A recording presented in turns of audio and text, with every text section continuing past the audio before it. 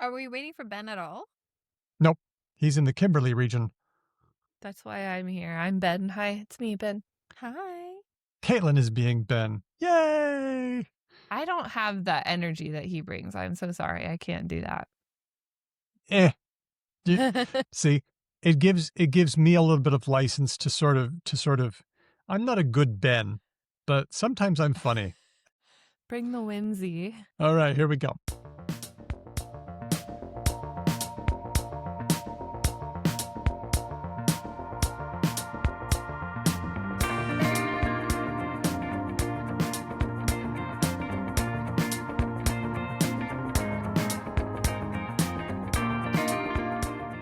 Hello and welcome to Because Language, a show about linguistics, the science of language. My name's Daniel Midgley. Let's meet the team. First up, linguist and researcher Hedvig Hurgard.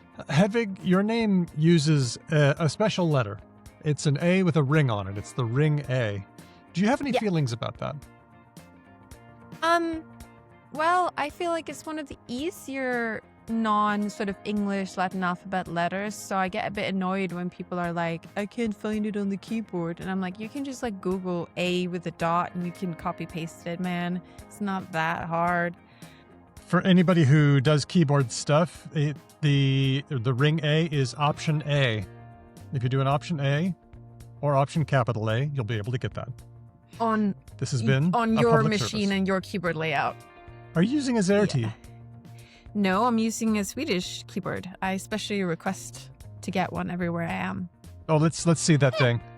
Oh, wow. Is it just to the right of P? Uh-huh. Neat.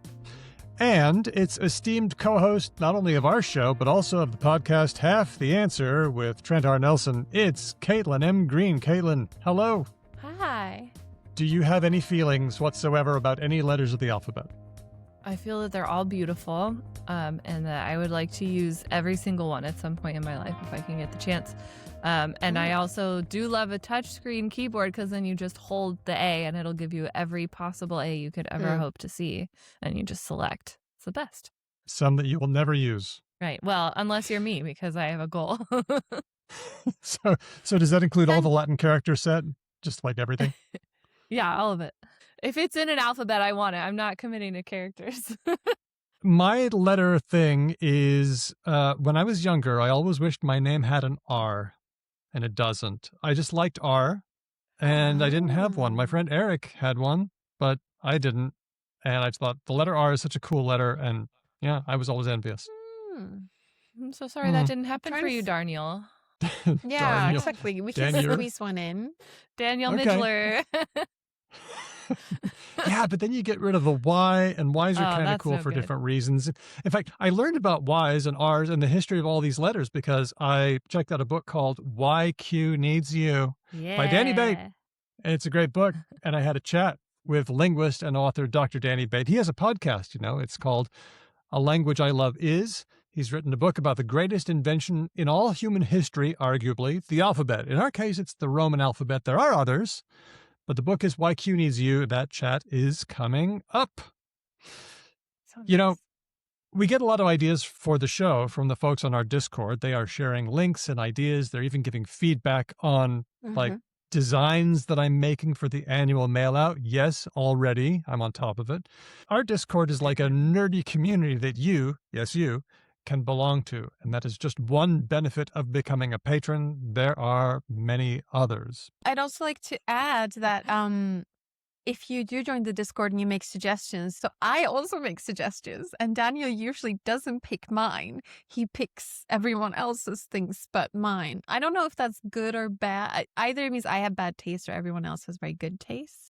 I do a lot of yours when I notice them. It's not meant to be a comment on you. It's just that sometimes I don't get high enough up the feed because it's a busy place. There's a lot of stuff flying around. But you know what? When Hedvig drops a news item or a story or a word, I esteem that highly. Okay.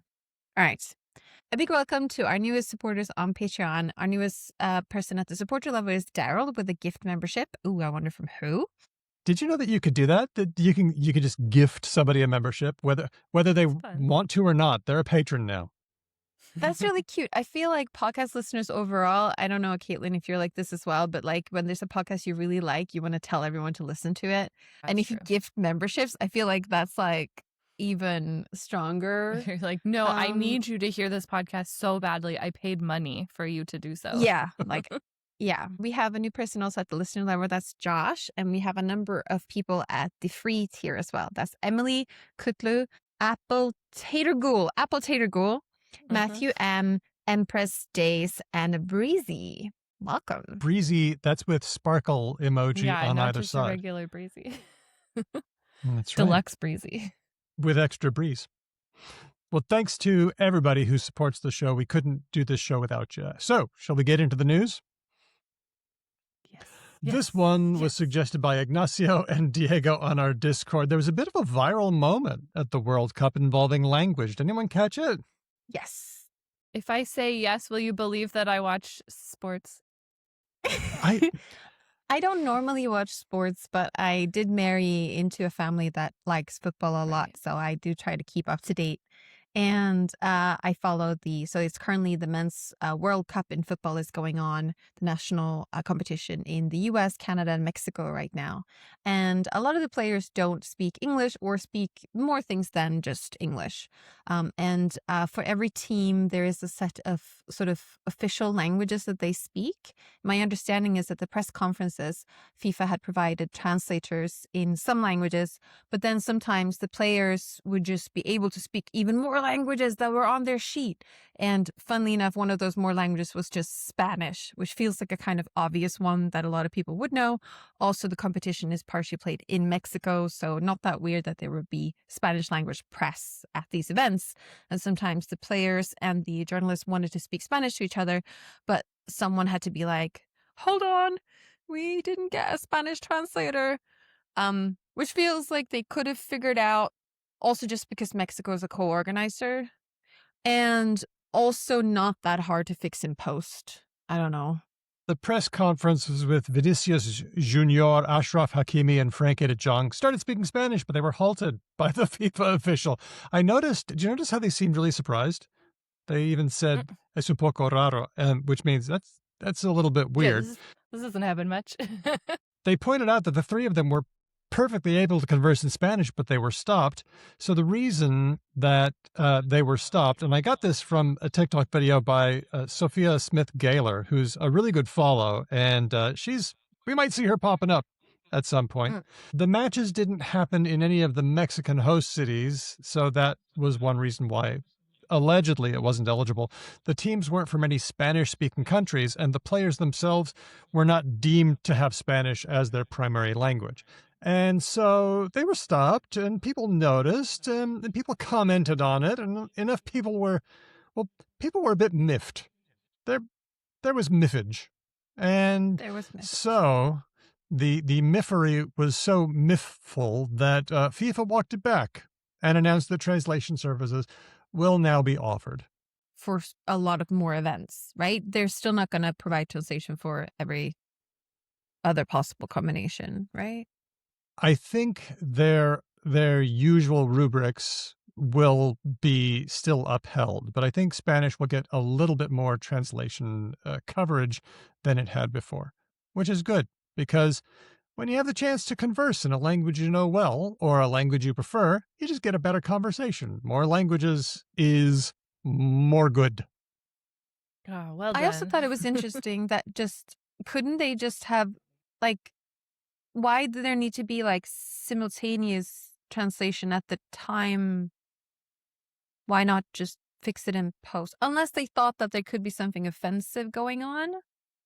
Like the journalist would ask an inappropriate question that FIFA would want to censor. Having control, I know, is probably important. Something like that, I would suspect. Because otherwise you could just let them talk and then put subtitles on later. Yeah, that's right. Thanks to Ignacio and Diego for that story. Now let's move on to some research. I've been thinking a lot about forgetting. Is there anything good about forgetting? Usually I hate forgetting. It annoys me. Walk into a room, can't remember what I was there for. Have to go back. Then I remember. It's increasingly a presence in my life, forgetting. as I continue through my lifespan. Yeah, I think I forget more than I used to, and I think that my kids don't help, right? Because being distracted does not exactly help you remember things. And so I'll walk into a room and then somebody will be like, Mom, Mom, Mom. And then now I have no idea why I'm in that room other than to escape those voices that are going, Mom, Mom, Mom. They're at the age where they can open their own snacks. So I don't know what they need me for exactly. Could it have a cognitive function, like a positive benefit? So is forgetting like physically in the brain? Is forgetting like synapses getting less connected? I mean, I want to say that, yes, knowledge is represented by the position and strength of the synapses in your brain, but I'm not aware of just how closely that goes. Yeah. We tend to have this layperson's understanding of brain space as being like computer space that you could like wipe clean and then it's available. And that's why we have jokes. Like, I don't know why I have, every single word of every single Disney song like in my brain forever, but I can't remember like the quadratic formula or like what the name is of the person who checks out my groceries at the grocery store. Like, I would so much rather sort of assign that space, but that's not really right, about brains. We are not computers, it turns out. No. Maybe if you forget something that you learned that wasn't correct and you learn the thing again, maybe you have a chance at learning the correct thing. Is that a good part of forgetting? That would make sense. I mean, if information can drop off the back eventually, not counting 80s lyrics, which is basically everything that's going on up here. Yeah. Then it gives you a chance I would prefer that to all the Disney that's in here. Why? Disney's awesome. You don't know how much crap Disney has pumped out over the last decade, okay? If you had preschool and elementary school kids in your house, you would agree with me because you would be walking around your house singing under your breath all of the words to the songs from Descendants 4, Rise of Red, okay? Oh, and I see. Okay. Nobody needs that in their life. It's not all Lilo and Stitch, Moana, and Hercules and Mulan. Exactly. I'm not just walking around thinking about how far I'll go, okay? I'm thinking about how the queen's not very friendly. That's for sure. Inspiring? No. All right. Well, I do happen to have young ones at home, but the thing is, they don't do movies. That goes double for Wish. So... Oh, don't get me started on Wish. Not doing that. Well, this story is about large language models, and they just keep on teaching us about language, especially language acquisition. So there's a new study that I wanted to touch on. This is work from Abhishek Thama of the University of Amsterdam and Misha Heilbronn from the Max Planck Institute for Psycholinguistics. I got another Max Planck story. Oh my God. Constant. I can't stay away. I know. There's a lot of us. This is published in the Transactions of the ACL, the Association for Computational Linguistics. This concerns baby LM. Do we know what baby LM is? Now, Daniel, you know that I do my very best to not learn about LLMs. It hurts my brain. I know. And I guess I'd rather watch Descendants 4, Rise of Red. Good job on our last episode, by the way, with that in mind. Oh, thank you. I did my very best. If this is part of a body of research that uses large language models or language models in general as a proxy for how humans work, which we know is like of limited success. There's a lot of assumptions and prerequisites that you need to spell out and make sure are fulfilled. Yeah. I mean, so the basic research that says that like you can learn grammar from just the frequency of input a baby makes. That one, I'm like, yeah, that kind of makes sense that you can detect structure. But for like further cognitive tests, I'm not sure large language models are a good proxy for the human brain. So I'm going to guess that a baby language model, because that's what it is, right? Baby language model is somehow a proxy for babies. And we're using them as little experimental subjects to see how babies learn things. And somehow they're forgetting things. Well, let's just start from the top. One thing that large language models have taught us is that it's possible to learn to do grammatical linguistic output with stats alone from observation. You don't have to be a human to learn grammar, contra Chomsky. But then you can argue, well, of course it could pick up patterns in language. You gave it trillions of words, more than any human could ever observe or memorize. Mm-hmm. What about the poverty of the stimulus? I'm always saying this. That's right. Okay, so let's give it only as much data as a human baby could reasonably be exposed to. And when language models are given only that much input, do they learn? Answer, yes, they do. Quite well. Not up to human level on many tasks, but very close and getting better. So, for this research, they used a baby LM training set, but they also introduced a way of making it forget, because computers just hold everything in memory. They don't have to forget. So they induced memory decay. They called it memory decay, and they made it so the data would drop off the back. They say, fleeting memory transformers, a simple modification of the transformer architecture that adds a memory decay to the self-attention operation to simulate human-like forgetting. Now, they say that it actually does very well. It is able to do a good job of learning. In fact, it outperforms baby language models that don't have a memory decay. But they say only when the memory decay is combined with, and here's a term, echoic memory buffer, which perfectly retains 3 to 7 words. I'm looking at the paper and I'm trying to figure out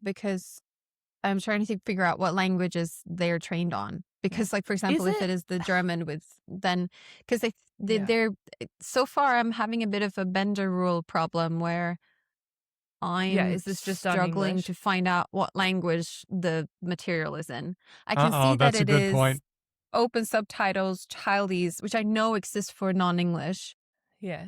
Yeah, the Baby Babel LM project has data for lots of languages. For anyone who doesn't know what the Bender rule is, Dr. Emily Bender had a thing where she would go to papers and say, excuse me, what language were you using? Because everyone just acts like English is the only language that exists or is worth doing research in. And they would say it was done in English. And she'd be like, thank you. Yeah. So maybe you say that. Good to know. You tell us. I constantly forget that as well. By the way, the Baby LM task is not like a data set. There are many different kinds of corpora that you can use, but it's sort of human level likelihood of exposure. So chucking out the bit that you're not learning that much from and just keeping the most informative, distinctive bits is helping you learn more things. It's interesting that forgetting would be good, but I can see why forgetting some things would be good. There are a couple of reasons. I mean, it means that rare elements can drop off the back because they don't get repeated, but common ones that you hear over and over again, those work their way into sort of abstraction level and you can get them. Like there's a bunch of words I learned for the GRE that I can't remember what they mean anymore because they haven't ever come up again, right? Yeah. Rare items can be forgotten and you can save memory and learn more efficiently. But we're not randomly forgetting. So it's not the value of randomly forgetting. You know, I think that it makes sense that forgetting isn't harmful to language learning because language has been sculpted by brains that forget. I mean, I've pointed out that human language is the way it is because of our cognitive limitations. Like, we have attentional issues, we get confused, we get bored, we get tired, we have memory limitations. And so we have to do language in a way that makes sense for human brains with all of our weirdnesses. So this kind of shows that language is the way it is because of forgetting. I mean, that's weird to me because I always thought that language learning was like just bulk memory, but no, forgetting isn't harmful. And in fact, I guess in some cases, once you've done some abstraction, then you can remember the abstraction, but you don't necessarily have to have all of the exemplars in it, right? That's a really good point. And they point this out in the article. It makes sure that we abstract. Like, if we can't remember the words directly, then we have to get some kind of representation. And I don't know what that would be. Like maybe the overall meaning or maybe noun, verb, adjective what type of, sort of things. Yeah, what word type it is. So maybe forgetting helps us to abstract. Children's memory is really impressive in my anecdotal experience where like My kids can remember where something got left way better than I can. Like the last time they saw something, they know where it was. Because they're quite young, they haven't started not caring about that kind of thing. And like words that they've heard once or twice, they can remember the meaning of it. I have a rising second grader, and so she's being introduced to sort of more advanced books with words that she hasn't encountered before. And if I ask her later, what was that word? She still has it in there somehow. I feel like our memory is really good in funny little ways. Hedvig, you've mentioned this, but I've just experienced this. I'm driving in the car. I'm listening to a podcast. I get home. Now I want to listen to the rest of it. Oh, shoot. It reset, lost my bookmark, and now I'm back to zero. Where was I in that podcast? No, I've heard this. I can see where I was when I heard that. Yes. Yeah. And songs, I know where I was. If there's I can remember where I was when I heard the song before, that kind of thing. Yeah. That's pretty cool. Yeah. I have a scent that I used when I read a particular book, and now when I smell that scent, I just get a full Proust, like I'm reading the book. Nice. So, like Anastasia with the peppermint oil on the carpet, right? We all remember. No? The children's animated film Anastasia. I think of Proust and the cake, but I bet that's the same thing, right? Yes. Finally, this one from Elias. He's Elias Lietmager now. Remember how we said that we could turn all of his letters into Liet numbers, and he did better than everybody else in that reading. So he's Elias Lietmager now. Oh, God. Yeah. Yep. This one's about Bluey. How deep do we roll in the Bluey sphere? Oh, extremely deep. I would say. Oh, okay. I would say encyclopedic knowledge at this point. So we live in the United States, which means that if we want to watch the episode called Dad Baby, we got to fire up the YouTube because it's not on Disney Plus. But we'll do it because Dad Baby rocks. I don't personally have children around me who watch Bluey, but I have, through osmosis of everyone else loving Bluey so much, I have acquired some knowledge about Bluey, and I've tried to push it on various children in my surroundings because it seems good. So it's an Australian cartoon, similar-ish in age span to like Peppa Pig, but Australian and very cute. It's been said that Bluey is so that the young ones can learn and so that the old ones can heal. Yeah. Which I always and liked. Also learn, actually, honestly, because there's a lot that those parents do that can help you get through your day, like buying into the games, committing to the bit, having a good, like letting the unimportant stuff go a little bit so that the kids can have an experience, Joining their play enthusiastically and wholeheartedly. As you listen to this, dear listener, probably early July 2026, it's NAIDOC week. Now, in Australia, NAIDOC stands for National Aboriginal and Islanders Day Observance Committee, in which we celebrate the history, culture, and achievements of Australian Aboriginal and Torres Strait Island people. And it seems that for NAIDOC week, 5 episodes of the TV show Bluey are being translated into the Yolŋu language of the top-end Northern Territory. There are 5 episodes that are being dubbed into Yolŋu Matha, and here they are. The Creek. The creek is beautiful. The creek is lovely.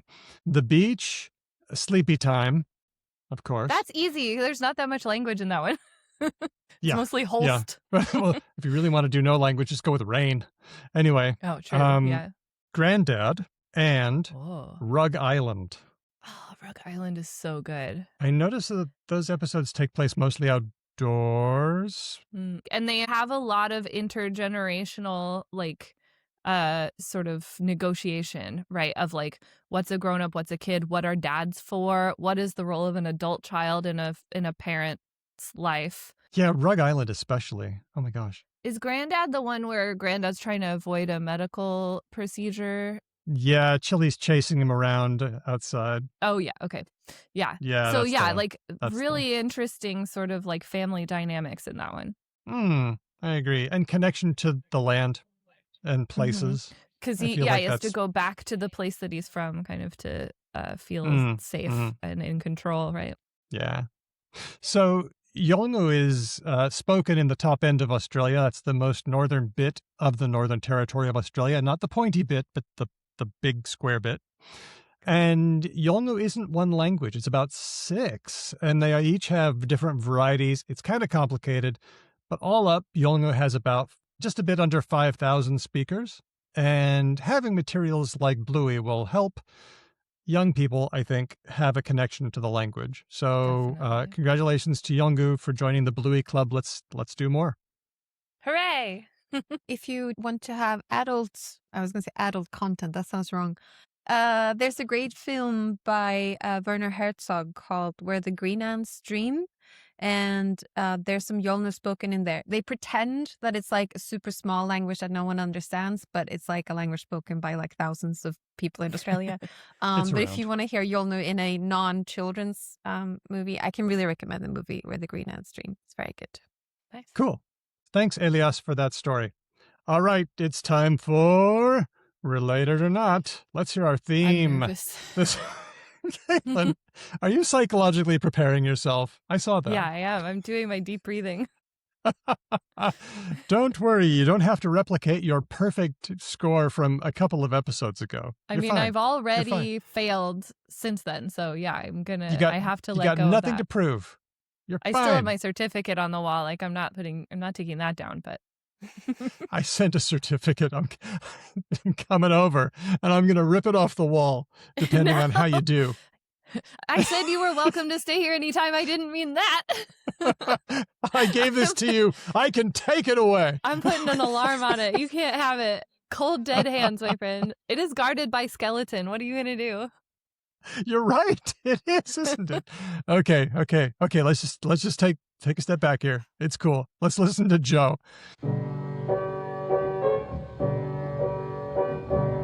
Related or not, let's dare to compare. Are they in the same family? Related or not, yeah, neither, yeah.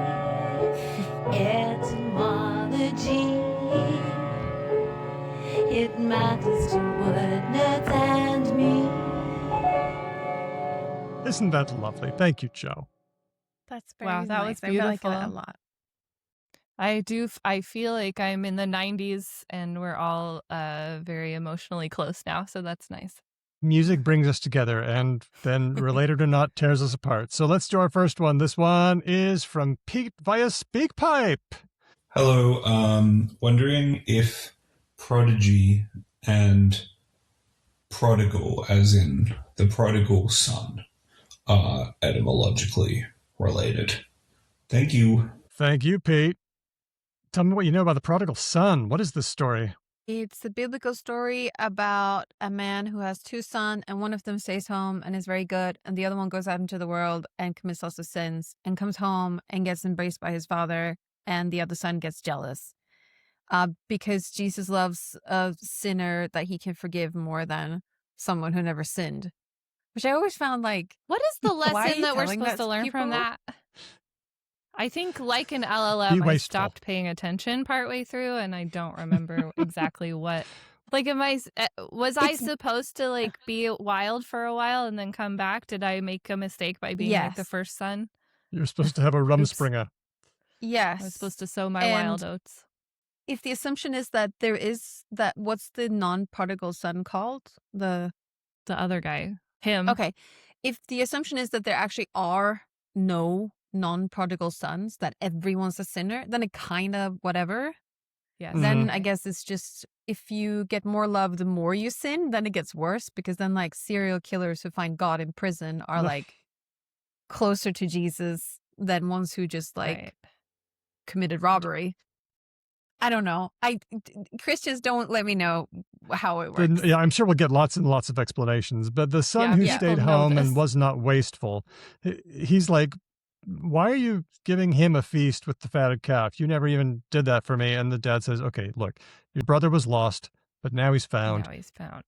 He's lost his income, but you've still got yours. So, just chill. My only real thought was like, hey, you have eaten a meal here every single day since the day of your birth. Like you have been getting fed and sheltered and getting the like gradual daily dose of paternal love from me that you get by living here. He has had none of it for this much time. So we're doing it big a whole, all at once. Okay. So that he can get all of that, it's been accruing in an account somewhere, and now we're paying it out. Maybe that it's just makes a story. sense. Maybe it's just a story. That makes sense. I don't know. Okay, fine, Daniel, but aren't they all? So is Granddad. So's the creek. So's sleepy time. But still cry. So here are our words: prodigy and prodigal. I'm adding to this prodigious. Prodigy, prodigal, and prodigious. What does the last word mean? If you have prodigious output, it means you've output a lot of stuff. Lots, yeah. Hedvig Okay. publishes prodigiously. Not I'm really. sure. Quantity, young, expert, weird kid. Missing, the one of problem it is missing that, but returned. prod means like poke. that's my problem. I do not there. think that that's a part of this equation. I'm pretty sure, this is just me, I'm pretty sure that the pro is the same, something like forward. I'm kind of interested in the dig. What is the dig? I'm realizing now that I have no It's idea not what the dig finger, is. it? Digit? I think some of it might be. I think it Poke. might be related Yeah. to dexterousness, maybe. Dexterity. Okay. Interesting. Let me go first. I'm going to say prodigy and prodigious are related because you have outstanding output from an early age. I think prodigal is probably its own thing. I'm going to say that they're all related and that they're all things that you like point at that are outstanding. Interesting. Pointing. Okay. Were you still thinking of prod? Bark? You got to get your fingers in there Digit. somehow. I'm thinking Oh, digit. the yeah. digit. Prodigit. Moving the finger forward, right? Yep. Okay. Mhm. Kaylin. I do feel pretty confident that prodigious and prodigy are related because they're about like exemplary or like, Yeah. I don't know. Yeah. Some like notable output or notable achievement. Prodigal. Okay. I'm going to just say not related. Final Okay, answer. sounds like you and me, we both have the same answer, and we're both right. Prodigal is the odd one out. It was truly 50-50 for me. It was like when the waiter comes up to the table and is like, "Are you ready to order?" And you're like, "Once you fix your icy stare on me, I will be. But you just have to put me under the pressure." Okay, the chicken. Ah, I want the I chicken. don't even want chicken. I'm vegetarian. Okay, so we do have Latin pro, which is forward. Here's the surprise. The dig was not a dig. It was an idge. According to Edom Online, it's something like igium, a suffix or word of unknown origin. We just don't know what it is for prodigy. But I suppose it's interesting that the "d" was there because saying that someone is a pro-igi was just too hard. You want to Okay. interrupt that. So prodigious is related to prodigy for reasons I mentioned. Prodigal, different. This one's from Latin prodigus, which means wasteful. Prodigal son doesn't mean the son that comes back home guiltily. It means wasteful. There was even a verb to prodige, which meant to squander. Now, you seeded a hint in your discussion of the story because you talked about waste, which I didn't remember as being a part of the story, but it turns out to be a key part of the story. He wasted his inheritance in riotous living in the King James Version. So let's break it down. The pro is forward here. The ig is not ig or dig. It's age from Latin agere, to set in motion or to do or to drive. So you're taking all your stuff and you're driving it forth, age, away from you. Hi, everybody. It's Editing Daniel from the future. Just dropping in to say I know that the online etymology dictionary lists Latin agere, to do, as a possible etymon for both prodigy and prodigal, but it was a perhaps. I didn't feel like it was strong enough, so not enough to get the point. Back to the show. All right, that's number one. Thanks to Pete for that one. Now let's go to one from Robert S., who says, a quick related or not that a friend and I came up with that we thought would be fun. Device, like a device that you use. Vice, like the tool, a grippy thing. And then vice. Well, what is the vice? It's the thing that you stick something in there and then you'd wind it and wind it and wind it and that clamps I'm it down gonna tight. go That's a and do a vice. little Google. And then a vice, like a behavior clamp. that is not. It's a clamp. Yeah. You Okay. and you turn the crank and it comes together, right? That's the one. So when people say they're in a vice, Mm-hmm. They're caught. Oh, I'm learning. We're all learning. They're being I learned 2 squeezed. new words today. okay. Well, that's the third one. A vice like smoking and drinking and so on. Okay, Okay, I'm so going there- to put vice, sin. Vice, Vice. That's sin, what I put. and Oh. vice, tool. As like okay, a we can do that. synonym. Yeah. Yep. Gee, we're getting a lot of sin and biblical stuff here going on. Okay, so our I 3 words know. are device, vice, the tool, and vice, the sin. Let's take this pairwise and see where it breaks. So let's start with vice, the tool, and vice, the sin. Related or not? If you think of a sin as something that has you in its grips, right? It traps you. It doesn't let you go. It doesn't let you act the way that you wish you would act. I was thinking the same thing. I was thinking this one's related because something might seem like a tool at first, but then you lean on it too heavily and it becomes something bad. What once were tools are now vices. Yeah. Now you're trapped in its vice-like That's true. But also you need coping mechanisms, so it's not like... No judging. It's good if they We're not don't become judging here. toxic, but... We are not on this Uh, podcast saying things like ever imbibing alcohol or using a drug is wrong. We're saying Yeah. that No. that if sounds it is pretty ruining your life, then it might be Yeah, something maybe. to work on. And Yeah. it's okay Yeah. that you need help because your brain is not helping you right now. I feel Mhm. like vice in that sense is like the little cousin of sin. Like it's like a smaller because you can say like, oh, what's your, I don't know, like what's your poison, what's your drink, what's your vice? Like you can say like, ooh, I like to like crochet until my hands hurt. Yeah. I don't know. That's not a very good one. That's me right now. I'm like, I can't stop. I'm Really? like, Well, if you're- I feel sometimes I'm like, oh, do I have a problem, like a crochet problem? Because like there's a line on my finger where the yarn goes that doesn't go away. I feel like maybe I'm doing something. Yeah, my posture is getting worse because I'm like hunched over the project. I just made a Yeah. decision never to start. That's much safer. Your budget will also thank you because you just keep buying yarn, just more and more yarn, just yarn forever. Hanging out at the yarn Every barn. new project requires a couple new skeins. You know, I don't have exactly the color I want. Better go to the craft store. It's not good. But yeah, like your the word vices skein. could be things like crocheting or watching reality television or like too many chocolate covered pretzels. Like it doesn't have to be things that are considered like actual sins. Mine right, is so what are we Crusader saying? Kings. I think they're related. We're all Yeah, saying those ones related. I Vice, would the say, tool, yeah. and vice, the small sin are related. Yeah. The behavior. Then we're all wrong because they are not related. I think change it. Curses. Shit. Vice, the bad thing, like saying shit, is from Latin vitium or vicium, some kind of defect or offense or imperfection. Came to us from French about 1300. Vice, the tool, I think I might have done better on this if I remembered that this one is sometimes spelled vice with an S. V-I-S-E. Yeah, and I even almost wrote it that way. Comes from Latin. This is cool. This comes from Latin vitis, meaning a vine. Now, can you figure out the relationship between a vine and the tool thing where you crank it up and grab the clamp Like things? a creeping vine. Have you ever been to a vineyard? Yeah, right. They hang on to things.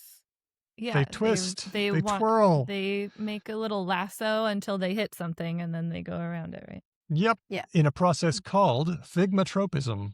What is that kind of photography? The Time-lapse. time-lapse footage of a vine curling around stuff is so fun. I could watch that forever. Maybe that's my vice. So yeah, that which winds is a grabby thing that you crank that handle and clamp it. Okay, round 2. Let's redeem ourselves. Is device related to either of those or not?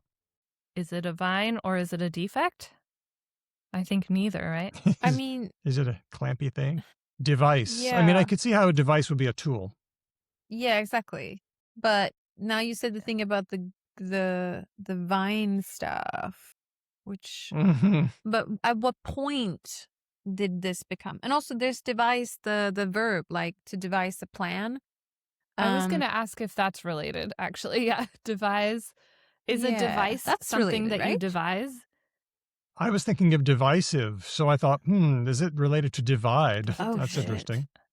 Yeah. I think Oh. not. But isn't that I think vice as inside? Kaylee, I don't know about you, but the longer we play this game, the less I'm like, should I get my linguistics PhD diploma revoked? Like, I just, and what makes Yeah, it worse is maybe that it's the wrong certificate I have to return. I know that a lot of like linguists that I know and respect listen to the show, and I happen to know that, being good at English etymology is not, what my expertise is supposed to be in. But they're all going to be equally not good at this game. Okay, so we can just let's just hold that in our hearts and like keep it close. Okay, here's the new question. Is device related to divisive, devise, to devise a plan, or both? I'm going to say it is related to devise a plan. I think it's some kind of like cause-effect relationship. That we're But not divisive? We're just going to tweak it a little. No, not divisive. Stop trying to make divisive happen, Gretchen. 100% agree with Caitlin. Stop trying to make divisive happen. It's not going to happen, Gretchen. I got news. Divisive just happened. Here's what's going on. It's not related to vice or vice, but it is related to divisive. So here's what happens. They both come from Latin dis, apart, and videre, to separate. And a device continues that sense of separation. Here's how it works. First, a device was a plan to bequeath or to separate an inheritance into portions. There's that separation. We're separating things. And then it was any kind of plan or contrivance. And then it was any kind of tool. So all three of those words, device, divide, devise, they are all from the same word. It's terrible. Can I make a request, Daniel? What? In future, starting with this episode perhaps, when you're finishing up and doing things, could you make a little like social media 5x5 little like all the words and then like lines between them and like they're crossed out or like use whatever metaphors you want for like visual aid. Are connected, are not connected. Because I feel like we talk about this so much and I talk myself into circles. So what happens is after we record, I go and tell Steve, "Ooh, what do you think? Device, vice, blah, blah, blah." And then he says something and then he asks me what the answer is. And I'm like, I believe everything and nothing. Is that okay? That's a good idea. That would help people to remember. Yeah.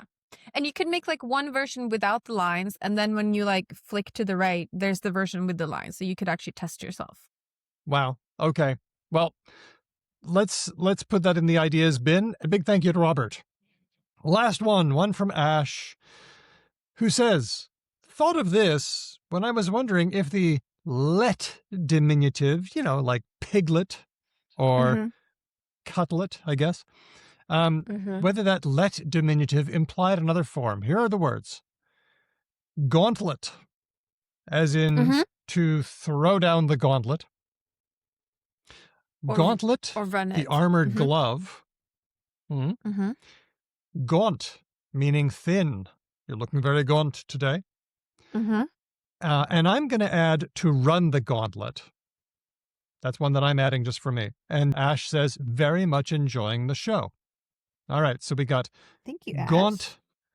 Gauntlet, the glove, gauntlet, throw down the gauntlet as a challenge, and then run the gauntlet. Oh, throw down the gauntlet as a challenge. Isn't that just your glove? That's what you're doing? I think it's the glove. Why would you throw a metal glove? Aren't they expensive? I imagine I challenge you, clank. But they're also tough, famously. Ah, true. Or it just means glove, and you guys we've just got hung up on the metal one. Right. Yeah, it could just be like a softer glove. This is where French helps because gaunt, G-A-N-T, that's a glove. It is. Yes. Spanish guantes. Mm-hmm. Mm-hmm. Mm-hmm. But then how does that become like skinny and tall and lanky and Why whatever does it have a else let gaunt on is? it? Gauntlet, c'est Yeah. mon petit gant, c'est trop petit pour toi. Yeah. It's so old. I think gaunt is different. Sorry, Maybe. gaunt means like a person who's like tall and slim, right?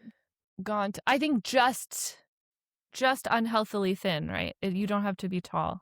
You can be looking Okay. gaunt if you're not a tall person. Why? What are you getting, Hedvig? What's this giving for you? Well, I get confused between gaunt and lanky, I think. Mm-hmm.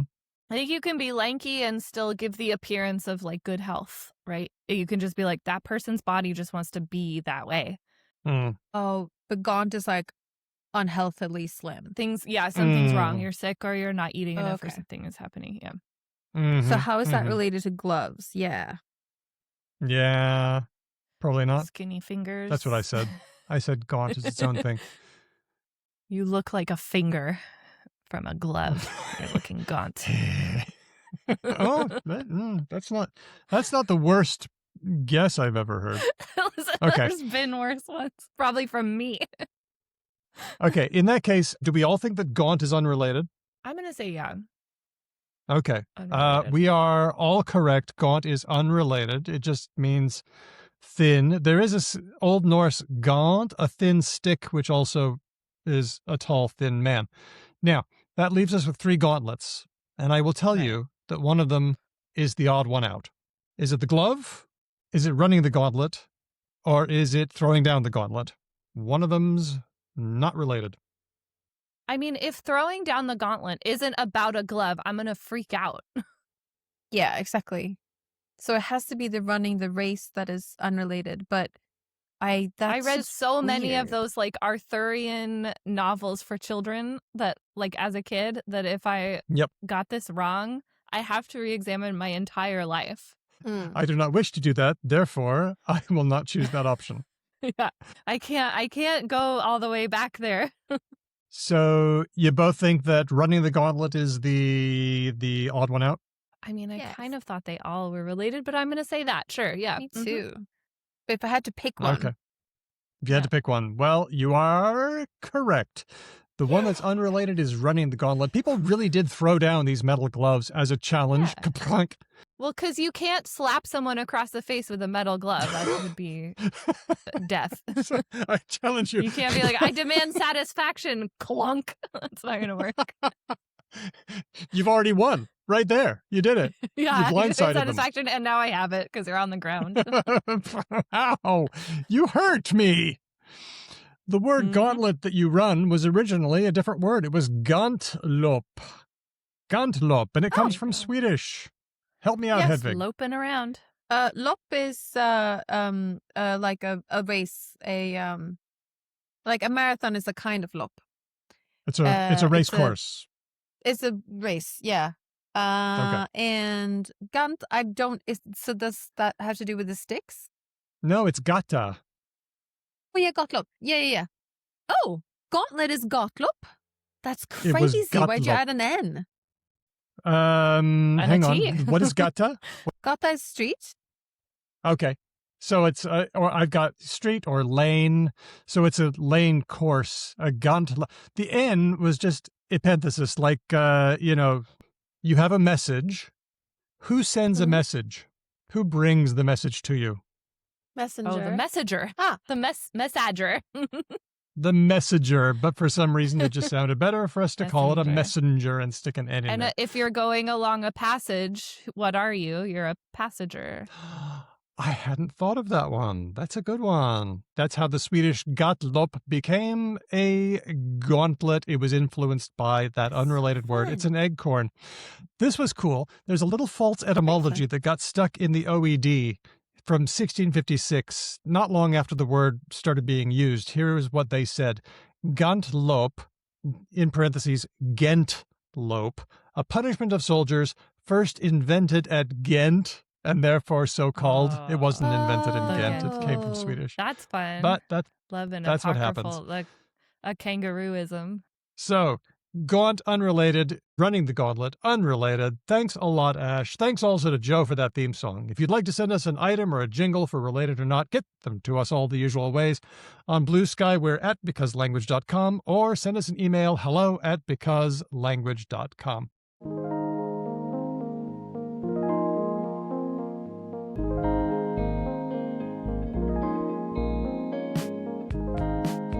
We are here with Dr. Danny Bate, linguist, host of the podcast A Language I Love Is, and the author of Why Q Needs You, A History of Our Letters and How We Use Them. Danny, thanks so much for coming on the show. Thank you so much for having me. As a long-time listener of Because Language, this is a little surreal and just very lovely, so thank you. Oh, pshaw. Now, for anybody not familiar with your podcast, what kinds of things have you talked about? Yeah, so, I mean, reaching around for Something To podcast a few years ago, very much motivated by the decline of a particular social network that I miss. I miss its glory days very much. I was really just wanting to get into something else, some other expression of linguistic goodness, and I hit on podcasting. And what I decided that I can do best or better is interview people. So A Language I Love Is has an unchanging format. Every episode, I interview one guest about a language that they love and know about. So I asked them 3 questions, as well as a kind of general language biography. What is your relationship? What's something you love about this language? And what do you want the listeners to know about this language?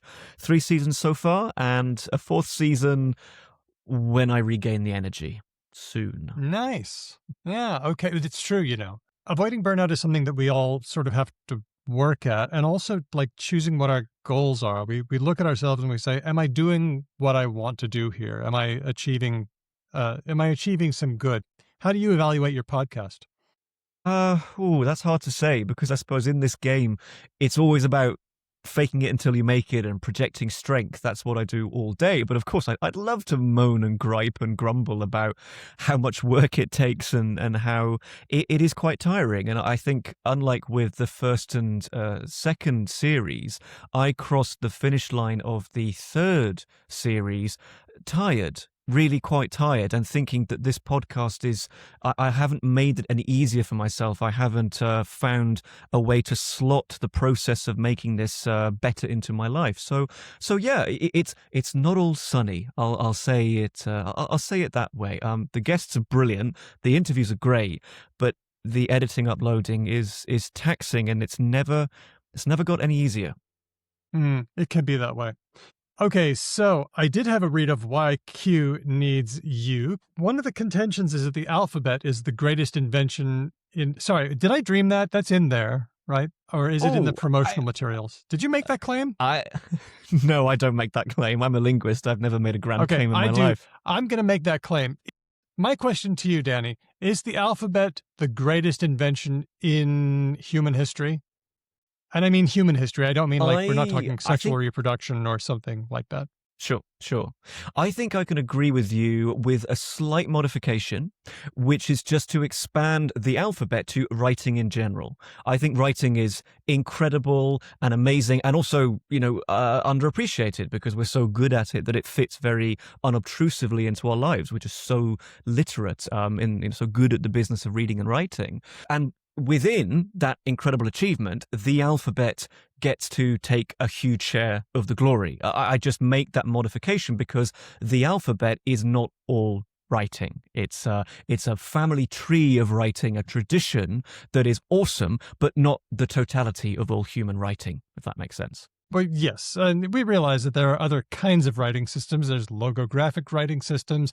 There are abjads, where you only do the consonants and not the vowels. You've got syllabaries, some of which are very nice. I've always been a fan of the semantic determinatives wherever they appear. But you know what? I look at the alphabet and I say, having vowels and consonants seems to confer some distinct advantages. Or maybe not. Maybe we don't need vowels. Maybe consonants are just enough. I mean, maybe it offers a little bit of compactness, an increase in information density. Maybe I'm questioning my alphabetic bias. See, this is what happens. You get into this subject and it's awesome and rich, and before you know it, all of your values are gone and you've no idea what's true and what's not. That's just standard linguistics procedure. It happens in every sub-discipline of our beloved field. Take my my sort of home within academic linguistics, which is syntax. Very quickly, you lose all conception of what a good grammatical sentence is in your language. It just happens. It's a health hazard. So, Okay. no Maybe bother that's about healthy. that. Maybe it's good to be less certain. There you go. See, I mean, I like that view very much. I hope it's true because I'm feeling very uncertain about everything in linguistics, and that's I'm sort of okay with that. It just goes along with the territory. So take, for example, the alphabet. It's really a matter of what are you trying to write down? What kind of language are you trying to write down? And different ways of writing will suit different languages. First off, are you trying to write down speech? There are other modalities of language, of course, the big one being sign language, which to my knowledge, no sign language as yet has a associated unique way of being expressed in writing. Writing is very much privileged sounds. So with that as the kind of the big picture, that's the first kind of decision you have to make. What are you writing down, speech or sign? Secondly, within speech, what is your spoken language? What is it like? If you have few vowels in your phonological inventory, you don't have to write them. And that's very true in the history of the alphabet. If you have loads, you probably should, especially when the vowels could make a difference between one word and another. Of course, you can take this to an extreme and look at English, which has way more vowels than it has vowel letters, but that's a different matter altogether. It just all depends on your speech. Yeah, and I think that's going to come up as a theme as we talk about the alphabet here. However, there is one thing that I'm certain about, and that is that the direction of writing, known as boustrophedon, is terrible. Let's talk about boustrophedon, all right? So it means as the ox plows, the bous is it's bossy, it's the cow, and it's the way that the cow plows. So you start out on one side of the page, you go all the way to the margin, and then you just drop it down. But then instead of going back to the beginning of the next line, you just start heading the other way, until you get back to the margin you started at. Drop it down a line, or maybe you just go in a spiral like that. It's terrible. Everybody in the world looked at that method of writing, of putting characters together, and said, we're not doing that. That's not what we're doing. We'll go top to bottom. We'll go left to right. We'll go right to left. We might even go bottom to top, but we're not doing that. Well, there you go. There is a reason why it's not really survived. For context, we have it in the history of the alphabet. Early Semitic writers, so people speaking Semitic languages in the Middle East, hugely important in the history of the alphabet. I think we have a couple of examples of this, but not many. And then a lot more examples of them from ancient Greece and ancient Italy. And it doesn't survive. It doesn't survive because there is something a little bit more practical about just starting each line in a very consistent way in the same place. That being said, these are examples of languages that have tried it and not liked it, ultimately. I think there is one particular writing system that hasn't tried it, but should and could benefit from it, which is Braille. So, right, Braille very much could benefit from a system where your finger does not leave the thread of writing because you're reading it in that direction. If you are blind and you are having to go back to the start of the line in Braille, well, where is it? You will struggle or you cannot see it. So actually, boustrophedon could make a comeback. Just throwing that out there. That's an interesting idea, although I will say that if you are doing boustrophedon and you start in the middle of the page, you will have to feel around a little bit to determine what the direction is for that particular line. So, yeah, but you've incepted the idea for me. I'm now feeling less certain about that. So that's good. Feeling less certain. This another theme. Very good. But by the way, this is just reminding me of, as a child, my parents had a gigantic encyclopedia set. And at the beginning of every letter, it had, the letter, but it also had, and I think this is why I was a linguist, I just loved these pictures of how it looked in Greek, in Hebrew, in Etruscan, in Phoenician. Boy, oh boy, all of these writing systems. And I loved it But I also noticed that these characters, they started out a certain way, and then at some point they flipped. I think that Gimel, the G, doesn't that start at a certain way and then flips? There's just two things going on here.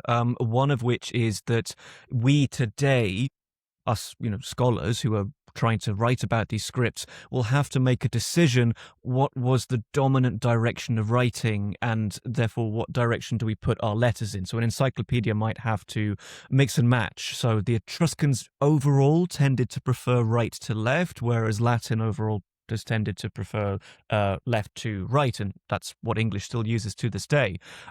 So there is a variation in the overall direction of writing. In addition to that, individual letters have also flipped, and they've been mirrored horizontally, mirrored vertically, because there's just such diversity at the history of the alphabet. The letters fundamentally don't come with a direction of writing. There's nothing intrinsically directioned about them. This is a matter of consensus and a matter of habit, and we arrive in certain directions, whereas other branches of this family tree of writing settle on letters positioned in another way. So it's a big mishmash, and when you look into the alphabet's history, especially the early centuries or the first couple of millennia, up to, let's say, the year 1 AD, by Christian reckoning, there's a tremendous amount of diversity, and any poor scholar who wanders into this has to somehow summarize this delightful variation somehow. So it's not the case that the letters flipped at the same time as people said, we're not going right to left, we're going left to right. There wasn't was there a relationship there, or was it just there was heaps of churn and it was all flipping? There was a lot of flipping going on. Yes, I like it's all flipping. I like to say that they flip the script, which works really well. If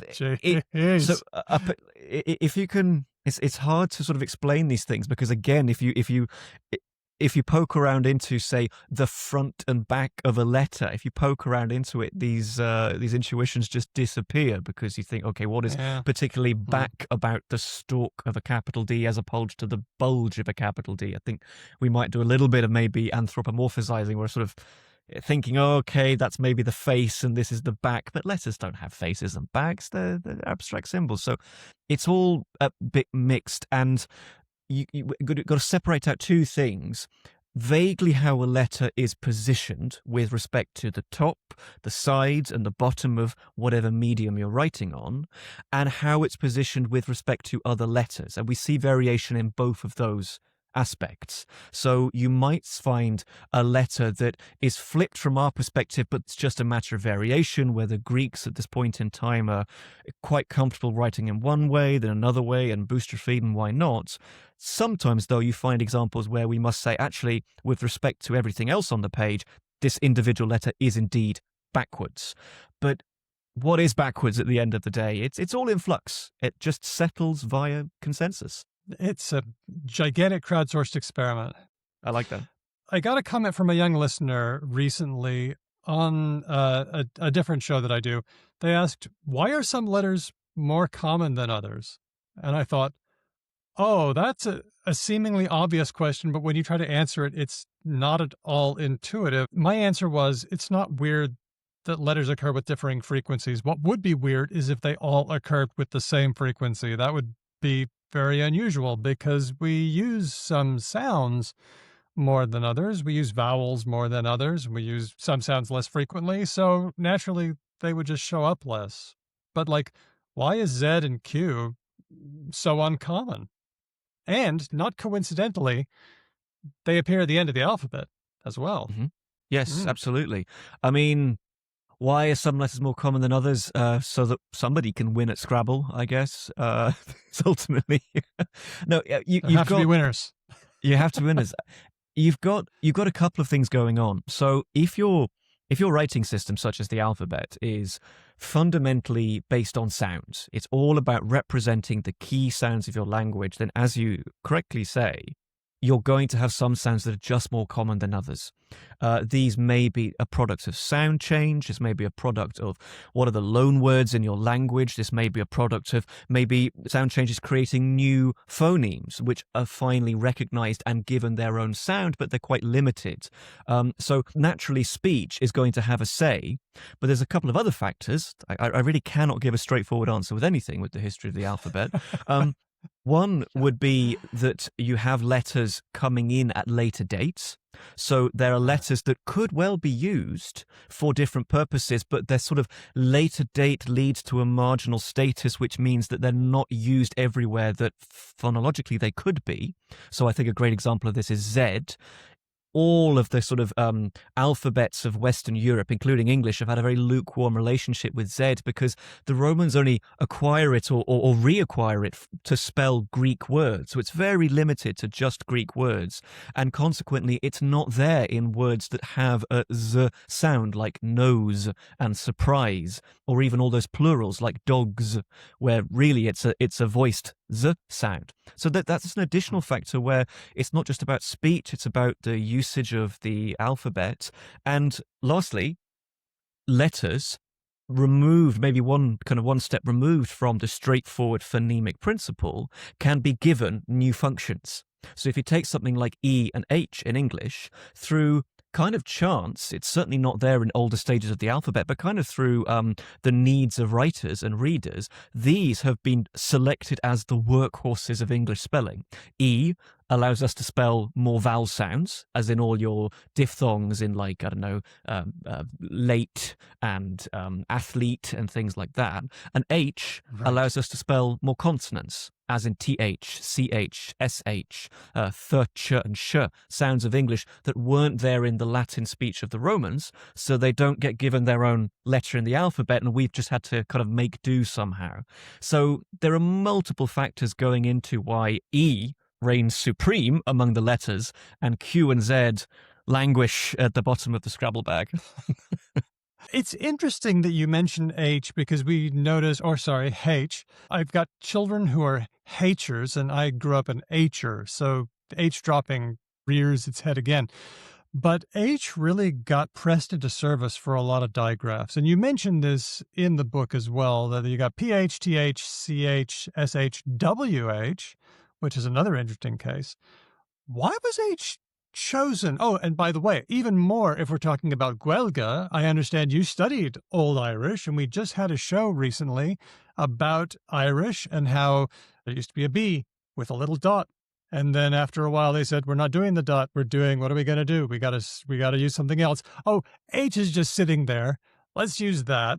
And so now you've got a lot of H's. What is it about H that makes it so useful in this context? Is that it doesn't seem to be anything? It's just a puff of air, and so we can go ahead and pick it up and use it, and it won't harm anything? Is that what's going on?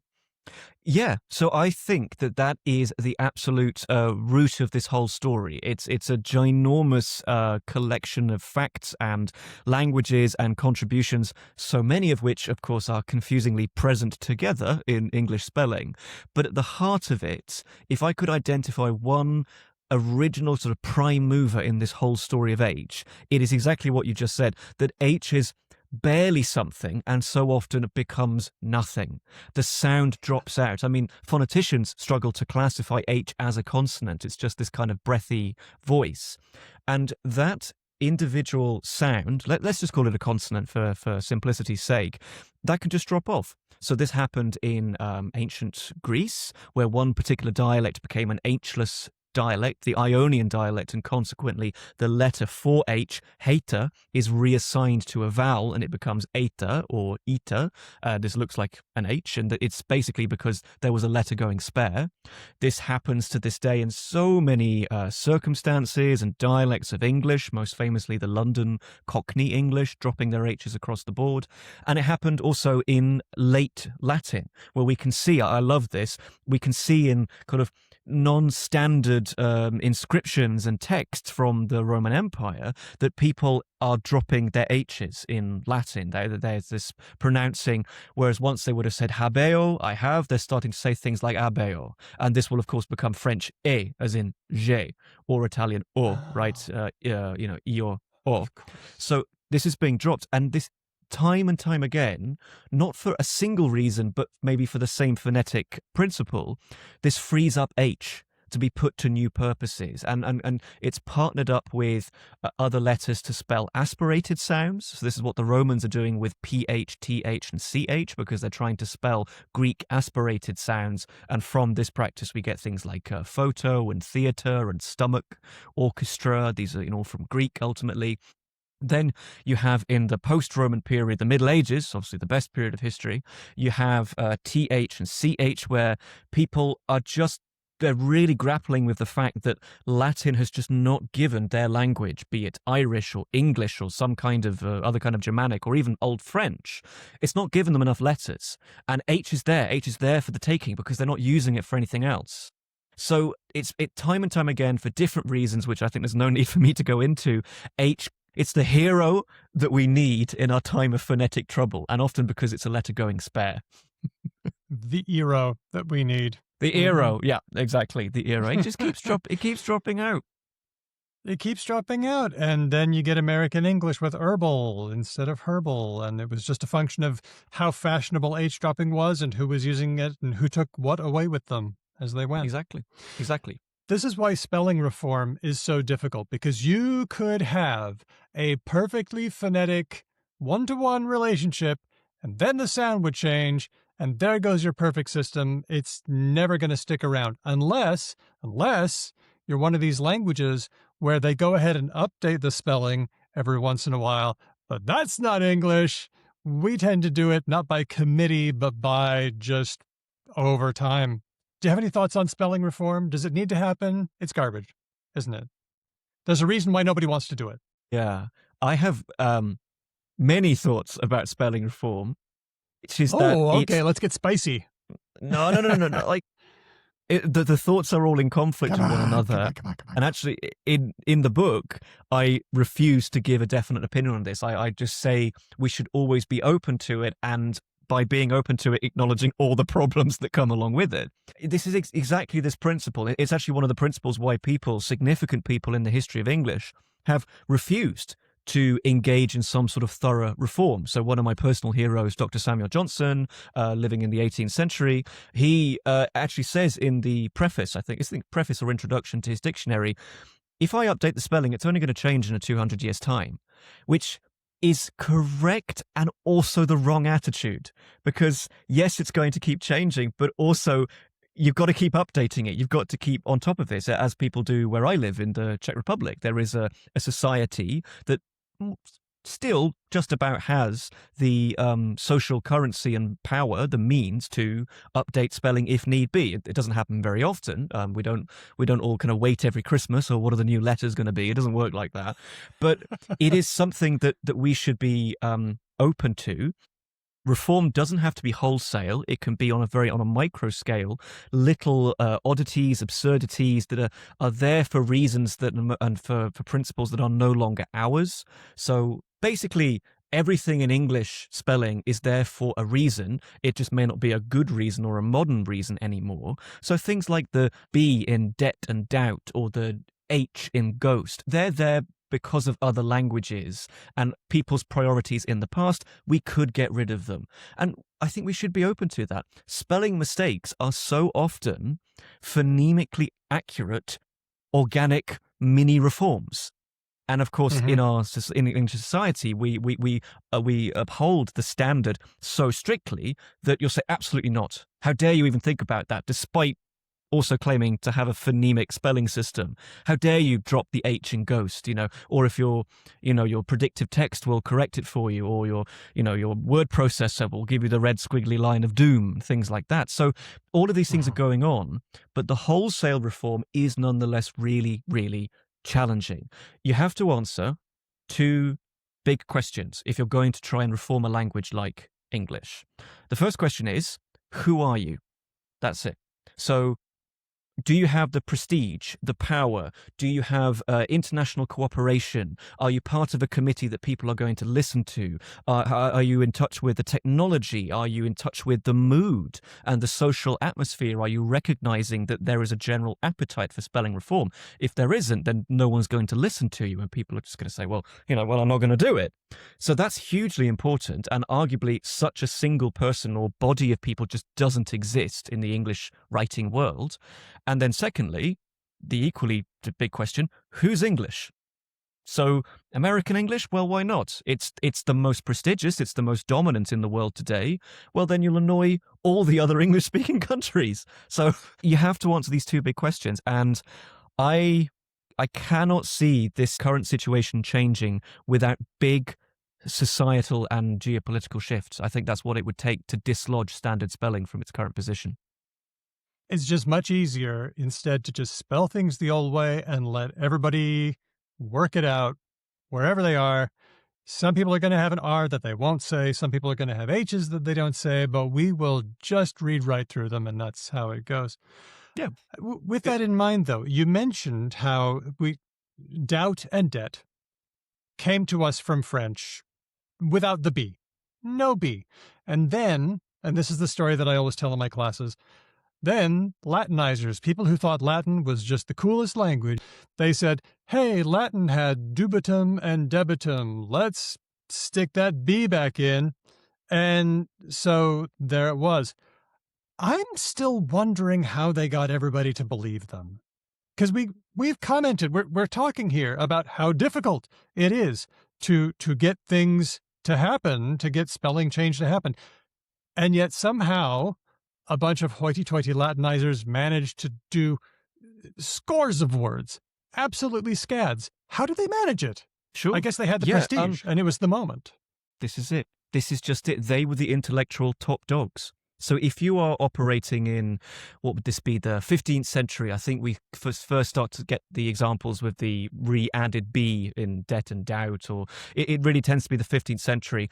It's no coincidence that this is also the era of the printing press, so people are reading more, people are spreading different languages around Europe more, and people are just gaining access to more Latin and more Greek and things like that than you'd previously had in the Middle Ages. And of course, we have the Renaissance ongoing and things like that.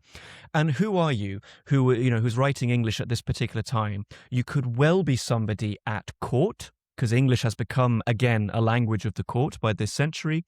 You could be somebody in the church. It's returned to ecclesiastical circles in Britain, or indeed somebody at one of the great universities. There's a couple in England, some really good ones in Scotland as well. And these people are the people who are going to be setting the standard. If you want to write proper, you're going to write like these intellectual heavyweights of the English writing sphere, because that's good. That's cool. I still emulate to this day standard English spelling. I don't just set off on my own. I spell like other people spell. I spell like the Oxford English Dictionary and the professors who've taught me spell. We're all connected in a network of influence and consideration and identity as well. And the 15th century was absolutely no different, maybe on a much smaller scale because we don't have mass literacy yet. But nonetheless, you've got people who are able to set the tone of English spelling, and these people really like Latin. They really like Latin. I cannot stress how this is not like, oh yes, I read a bit of Latin the other day. This is, I am going to go down the hall to my colleague and speak to him, and it will be a him, in Latin. This is, I am going to translate English poems into Latin or Latin poems into English. It's so much of Western European history is like a big wave of Latin and Romanness that I think only peaks and crashes and ebbs out in maybe the end of the 19th century. Up until that point, we're all just a group of intellectuals pretending that we're Romans. They really had their moment. They saw their chance and they took it. They did, yeah. It's not just B also. There's another change that the Latinizers made that I want to focus on, because I'm noticing it over and over again. I'm noticing it in questions I get, and I'm noticing it in related or nots that we do, and it's L. The letter L dropped out of a lot of words in French, because L does that, right? Just takes off, goes for a walk, right? Walk, talk. You've got salmon, you've got almonds, although maybe you do say almond, maybe there's a continuum. But words like falcon came to us without the L, people stuck it back in. Words like vault and fault, people stuck it back in. Solder, that metal stuff that you use on a circuit board. In American English that I used to speak, it was solder. What's going on? Well, people stuck the L back in because it goes back to Latin solidus or something like that. Goes back to solid. So they stuck the L back in to remind everyone this is Latin, peeps. And then people said, there's an L. I guess we better say it. And some people just kept saying it the old way. So the L is just one of those letters that just goes off for a smoko now and then. Exactly. It comes back after a while.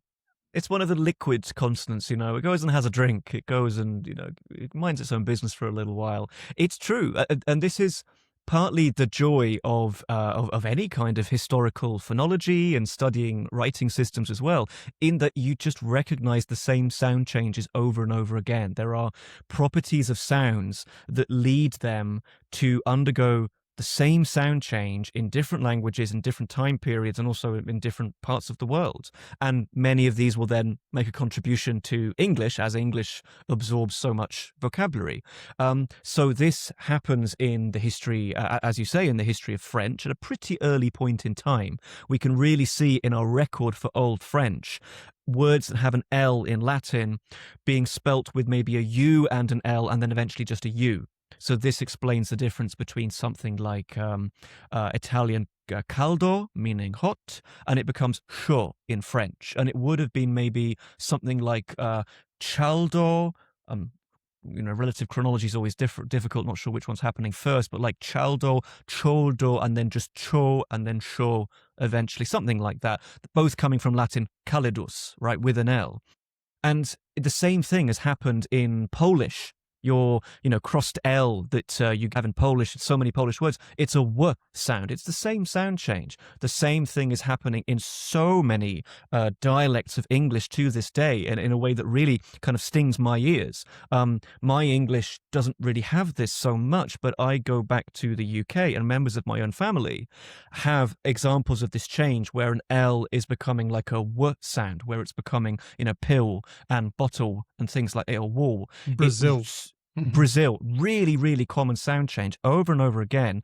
Specifically, I think we must be clear for our listeners, it's not happening across the board. It's only an L at the end of a syllable. It's in a coda position. It's not happening at the beginning.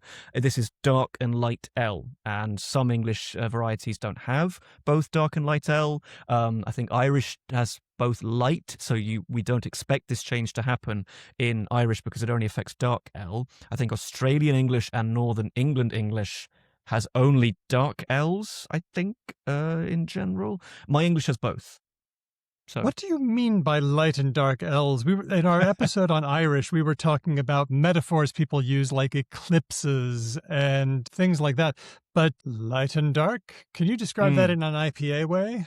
Yes, of course, yeah. And of course in Irish you have your metaphor, slender and broad, which just sounds delightful. That's what I was looking for.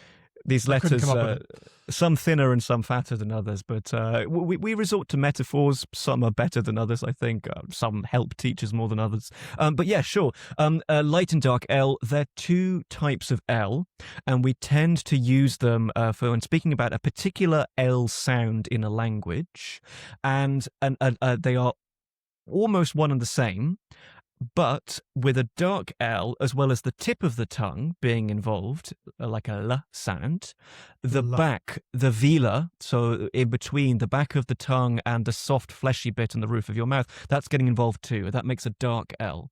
So it's a difference between like a L and a L. There's a slight darkness. It's all a metaphor at the end of the day. There's no actual darkness going on. It doesn't sound any more evil. But for some languages, these are treated as one and the same sound. We think of them as phonemes in that they are dependent on context. Other languages, I should say, these are just two different sounds, able to create two different words. But in English, or at least in my English has both. And my English in the south of England is especially susceptible for that dark L to turn into a kind of W sound, as keeps happening. That totally makes sense, though, because, I mean, ol, it's an approximate. Can function as a syllabic consonant. Can do that. Yeah, that's bottle. right. That's right. Yeah. Like bottle, right. Hmm. So, it's not a vowel, but it's darn close. So naturally it would tend to go to an oo sound or a w sound or something like that. That makes total sense. And, the other approximate that I'm thinking of is and that is interesting because the sound and the ol sound, many languages simply don't distinguish. They're very close to each other on the IPA chart. They're very similar in the way that we make them. A lot of languages just stick them together in the same category. And I've got to say that ours do have a tendency to move around a little bit as well, like with brid and bird. A bird used to be a brid, a horse used to be a hross, 13 used to be 13, and so on. So these R's and L's are very mischievous. They move around, they leave, they twiddle, they come back, and they disguise as each other for some languages. How interesting. Sure. Yeah. No, they really are these interesting sounds. And we, by pairing certain written symbols, letters, up with these sounds, we can't be too surprised that they're going to misbehave in spelling as well, that we're going to have, walk and talk and things like that, where the L has dropped out, but not before causing mischief. Because if you take out the L from walk or talk, let's just kind of stick with my English where it's like a rounded or sound. If you take out the L, it becomes whack and tack. So the L is working in conjunction with the A to spell a sound that it helped to create. Oh. It would have, once upon a time, they would have been walk and talk. And then because of the L, specifically dark L, you go walk and talk, and then you get maybe what would be something like walk and talk with an added oo sound, and then maybe talk and walk, and I don't know, maybe late medieval, early modern period. The L at this point is basically part of the vowel. It drops out or it becomes increasingly inaudible, and eventually you end up with my English pronunciation of walk and talk. Take out the L, you get whack and tack. So it deserves to be there. It's standing next to the mess that it made as a word. But I would just say there's one thing that I do love about these two letters, which is that, as you say, there are languages of the world, indeed linguistic areas of the world, where these are not separate sounds, and consequently it can be quite hard. It's kind of it's a stereotypical feature of Chinese English or Japanese English of mixing up the r and l sounds. And you might think, okay, that's just a quality of East Asian languages. Back in Europe, we have no problem with them. But even around Europe, right, you've got mismatching, you've got these sounds becoming different things, you've got these sounds shifting and becoming, and even for hoity-toity prestigious Latin, there's a quality of these sounds where they're interacting with one another, and you see this in English vocabulary. The Romans could make adjectives by adding alis. This is a Latin ending, alis. You add it to the end of a word, and this is at the end of a word like autumnal, or I don't know, banal in English, super common ending for adjectives. But if your Latin word, like a noun, whatever you're adding alis to, if it includes another L in close approximation, very close to the ending, alis becomes aris. So sol, meaning sun, solaris, no, solaris. Hence we get solar in English. Lunar, lunalis, or adjective related to the word. No, we don't get lunal. It's lunar with an R at the end. And so this is a pattern in English that we've inherited from the Romans. It's sort of maybe a dead pattern. It's not an active feature of English, but it's clearly pointing to the Romans also, like speakers do in East Asia today, having a little bit of acoustic difficulty and finding similarities between L and R. I had never made that connection before, but it's so obvious now. Oh my Good, gosh. isn't it? Yeah. It's funny because I speak Australian English. I don't have the accent, but I've been around Australian English a lot. My two young sons grew up in Australia where they were at least partly speakers of Australian English. And when I was getting head up about something, they would tell me to calm the farm. And for them, it rhymed. Calm the farm, right? The R was R-less and the L was not really there either, but it didn't work for me, and it didn't work for two ways because I would try to make it rhyme and I couldn't. It would be calm the farm. Nope, didn't work. I couldn't tell them to calm the farm, but they could tell it to me, and it would rhyme. There's so much great stuff in the book here, and I did want to talk about the letters, but I feel like now if we intrude on the 26 chapters that you've got, I feel like I want people to go ahead and read it for themselves. But I do want to talk a little bit more about spelling and things that you didn't get to include. Naturally, you went through all 26 chapters and you're done. But I'm thinking about spaces. We didn't always have spaces, and we stuck them in. When was that? Yeah, I mean, there's at least in terms of the alphabet, that seems to be something that crops up in antiquity.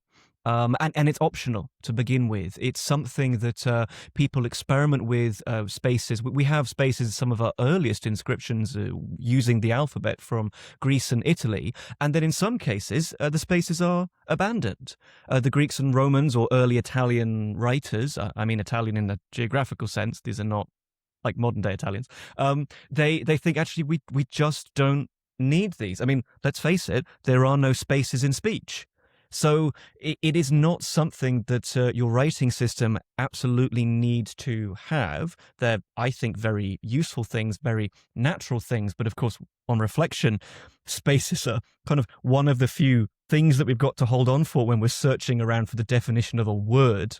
I've often said, that old linguistic chestnut, how do you define a word? And people say, well, it's the thing with spaces either side of it, which I really like as a definition, but nonetheless, it doesn't work in all contexts. You can really see in antiquity that many people have no problem with what's known as scripta continua, continuous script. We find this in loads of sources. In some cases, people are putting a dot between the words. That works as well, and you just read that. Could be a dot. Very attractive. It could be a dot. It's often in the middle between words. You might find that on a Latin inscription. We also have some really unusual things going on where people are putting dots, maybe one or maybe several, between morphemes, things that we're pretty sure are bound elements that you can't have as a single word. We've got really unusual people writing in, let's call it Iron Age Italy, before the Romans fully take over, people writing in Etruscan, people writing in Venetic, the area around Venice to this day, and they are doing this really odd thing where they're putting dots, maybe one, maybe three, between a morpheme, like a kind of reduplicated sound, a morpheme that something like the earliest Latin text, if it's not a fake that we have, is the praenesti fibula. It's like a gold brooch. And I think one of the words is fefaced, meaning I have made. It's the fe is kind of reduplicated. It's a kind of an archaic bit of grammar. And there are dots between the fe and the rest of the word, which the Romans never did. So there's huge diversity in also how you are spelling the bits in between your words as well. Okay. I feel like we have too many letters. I think that maybe we could put some away. We have a grudge here on Because Language against the letter C. We think that maybe it doesn't need to exist. We could just use K and S. Or if it does need to exist, then we can still use a C, but it can be the ch sound, so that the name Chuck would be spelled C-U-K. Nice and simple, 40% savings. Can we get rid of anything, or does it just turn the English language into a terrible pile of gibberish? We could always get rid of things. We always have that power. Every generation has the right to make changes if they see fit. This may be changes to individual words. This may be changes to the whole alphabet. And I do find it kind of amusing that C is this kind of deceptive letter, because for the Romans, it's the star letter. It's the one they have absolute faith in. The Romans abandoned the letter K, which is really old, in favor of C, because by the time that the alphabet reaches the Romans, those two letters stand for the same sound. It's a kind of K. But then, in Latin speech, you get the emergence of a palatalized K sound before certain vowels, where it's becoming, well, it will become ts and then s in French, and then it will become ch in Italian. This is known as kind of soft and hard C. So it rises in classical Latin to be the default letter, and since then it's become the suspicious, the unreliable letter, and K has become the reliable one, the one that is, stalwart in representing the k sound. So all of these letters are in flux, and sure, we could get rid of the letter C. We could repurpose it. We could, for example, reduce Q and U into just Q. So we're spelling quick with just a Q. There's a couple of indicators that that's maybe happening. Over history, there have been reductions in the alphabet. Go back. Yeah. Hang on. Sure. Go back. There are indications that this is happening. What are you talking about? For the Romans.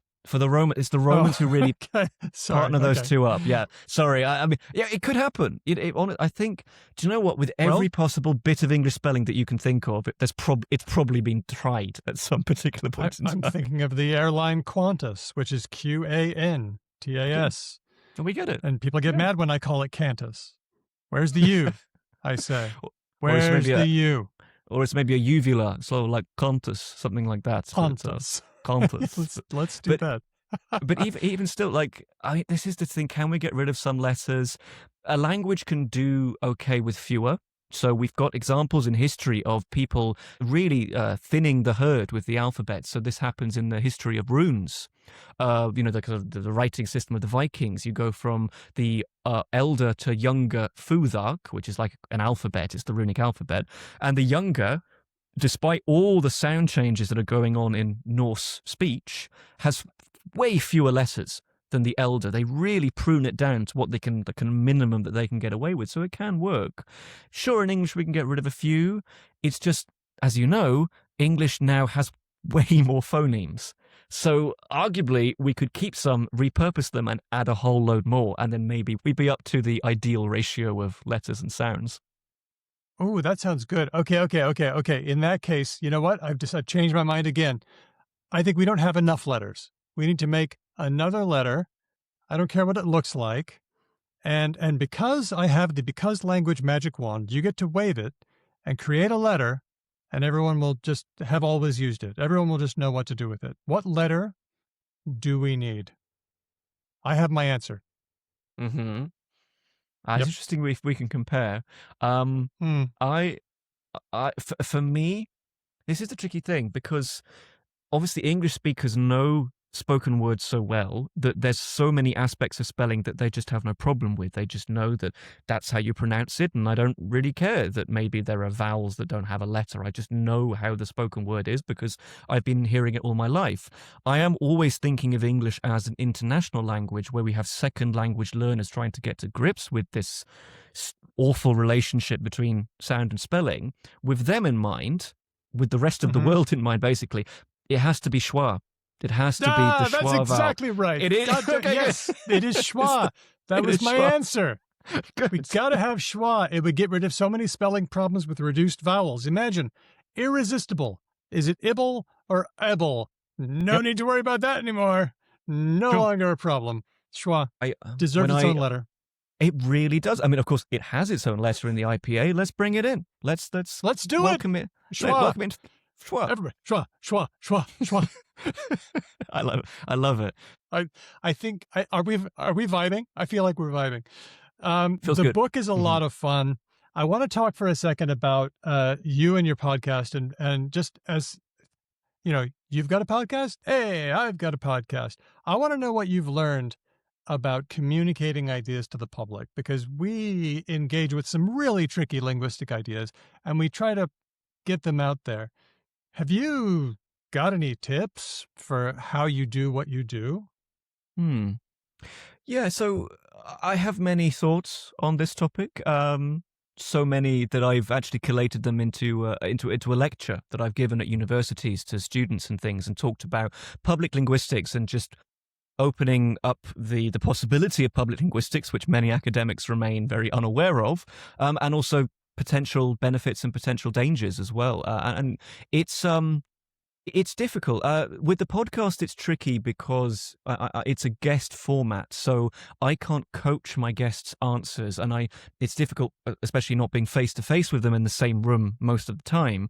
You can't really interrupt if they say something that's not ideal, if they're not vibing with the general mission of the podcast, if they're using terms that are not thinking critically of like how well known is this piece of jargon, because jargon's totally welcome. It just needs to be explained. that's difficult. And all you can do in my position is maybe get in there with a little explainer or say like, well, can you introduce that term for us? What do you mean by that? And ultimately, thinking far beyond the podcast, thinking to my writing that I do lots of writing about linguistics. Back in the day, it used to be tweeting. That was my thing. It's an art, not a science. It's all about trying to place the threshold of assumed knowledge. So what can you assume that your audience know, and what do you need to explain? And this is never, ever going to be precise. And yet somehow you can almost achieve this impossible thing. You can get it just about right and appease and satisfy and keep on board a lot of people, but it's never going to be everybody. And I feel all too aware of how through my book, through the podcast, I'm constantly being surprised by what people know and what people don't know and how people react to that. I had a review in a newspaper in the UK where someone was like, a slight critique, a little bit of nitpicking of the book. He just said, like, it defines the word syllable twice. And I'm there like, I think syllables are really complicated things, but okay, right, sure. If you thought that was unnecessary, then that's absolutely fine. Another example of this was I was signing copies of the book in a London bookstore, and I have like a kind of elevator pitch or lift pitch, as we prefer in the UK, about like the book in a very short sentence.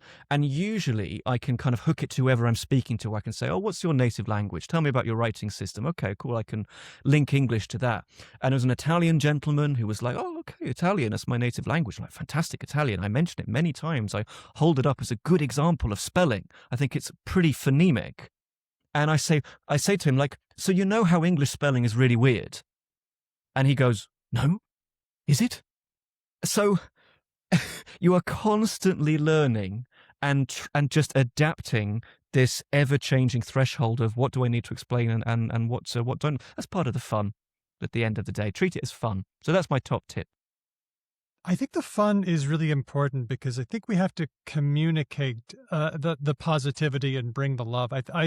There's so much negativity around language and correctness, and there are language ideologies that people really hold to very dearly. But I think if you can convince them, hey, we're having fun over here, and Yes. we're more accepting of language, and hey, if you don't know something, then this is your chance to find out more about it, and it's super cool. So I think bringing the love, bringing the positivity, but also, keeping aware of what do they know. Maybe it's about being a super good listener as well.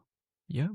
I like to think I'm a good listener, and I'm attuned to the level of my audience, and I can adjust it. Perhaps if I'm giving a talk or something like that, I can adapt. But it's always going to surprise you, and it can be. I think everybody in my position will have felt this at some point. It can be really tiring, and you as the bringer of linguistic joy have to hide that. You have to hide that fatigue. I have done quite a few interviews by now, many of them for just general radio, not linguistic specific. And they'll throw me what they think is a softball question, something like, so you know how English is just getting worse over time? And I cannot share how sad that makes me feel and how much hurt is behind that belief and how I desperately want to shout and challenge that view. I can't do that. I have to smile and I have to say, well, I'll answer that question with another question. The one I often go for is like, do you remember your grandmother complaining about your English? And they'll often say yes. And that invites them to think about constant change and how this has been going on forever. And you just have to work with your audience. And eventually, if you can get through some of these pretty often harmless, sometimes harmful ideas about language, then there is gold and joy waiting for you on the other side when you've got them on board and you can just have a great time. Well, that sounds great. And that is the goal, is having a great time. And I feel like that's what I've been doing here today. This has been a lot of fun chatting. The book is Why Q Needs You. It's available now from Blink, an imprint of Bonnier Books. We're talking to the author, Dr. Danny Bate, who is a linguist, and on the podcast, A Language I Love Is, which you should check out. Danny, how can people find you? Yeah, I'm not hard to find online. Danny Bate will bring up something, me flinging linguistics into the void on some platform. So my personal website, dannybate.com, which I update with like blog posts, accessible articles every month. I've gotten into Substack recently, which just has better algorithms in general. Blue Sky, which I've great fondness for. Instagram, which I've kind of reluctantly got into and found to my surprise that I quite like it. Basically everywhere but TikTok. That's me. Oh, interesting. Well, you're going to be on TikTok now because there's going to be a promo for this episode. I'm not against it. Say hi to everybody. Hi to everybody on TikTok. I'm not against it. I'm just terrified of it. It's the difference. I'm just too old for it. That's all. I'm too old for TikTok, but that's all right. We bring the love anyway. Danny, thanks for hanging out with us and telling us about the alphabet. It's been a great fun to chat with you. Absolute pleasure. Thank you very much.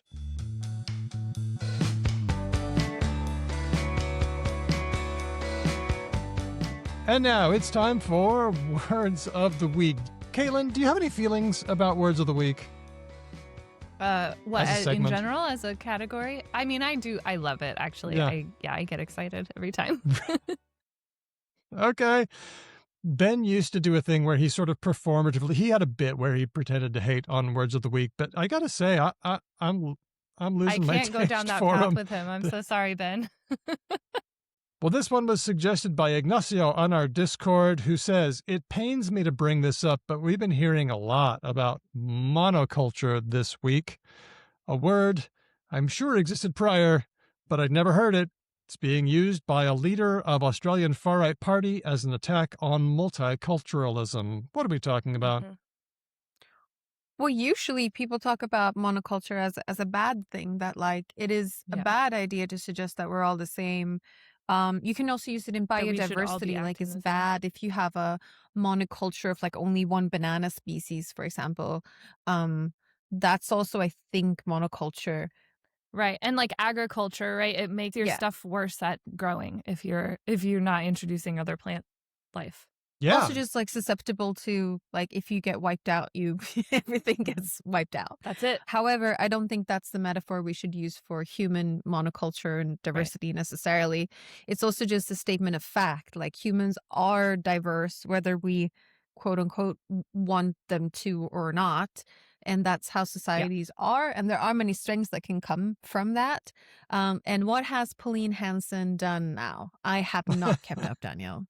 Let's talk about a speech given by leader of the One Nation Party in Australia, Pauline Hanson. That's our far-right party. That's one heck of a name for a party. How about that? Yeah. Ein Reich, ein Vo. Sorry, what? Yeah, that like really sets off some alarm bells. Mhm. Big time. Well, it's been setting off big alarm bells for us for 30 years. She's been trying to turn Australians against each other. Now she's being incredibly well funded by billionaire Nepo baby and mining magnate Gina Reinhardt. So that means the media is now on board.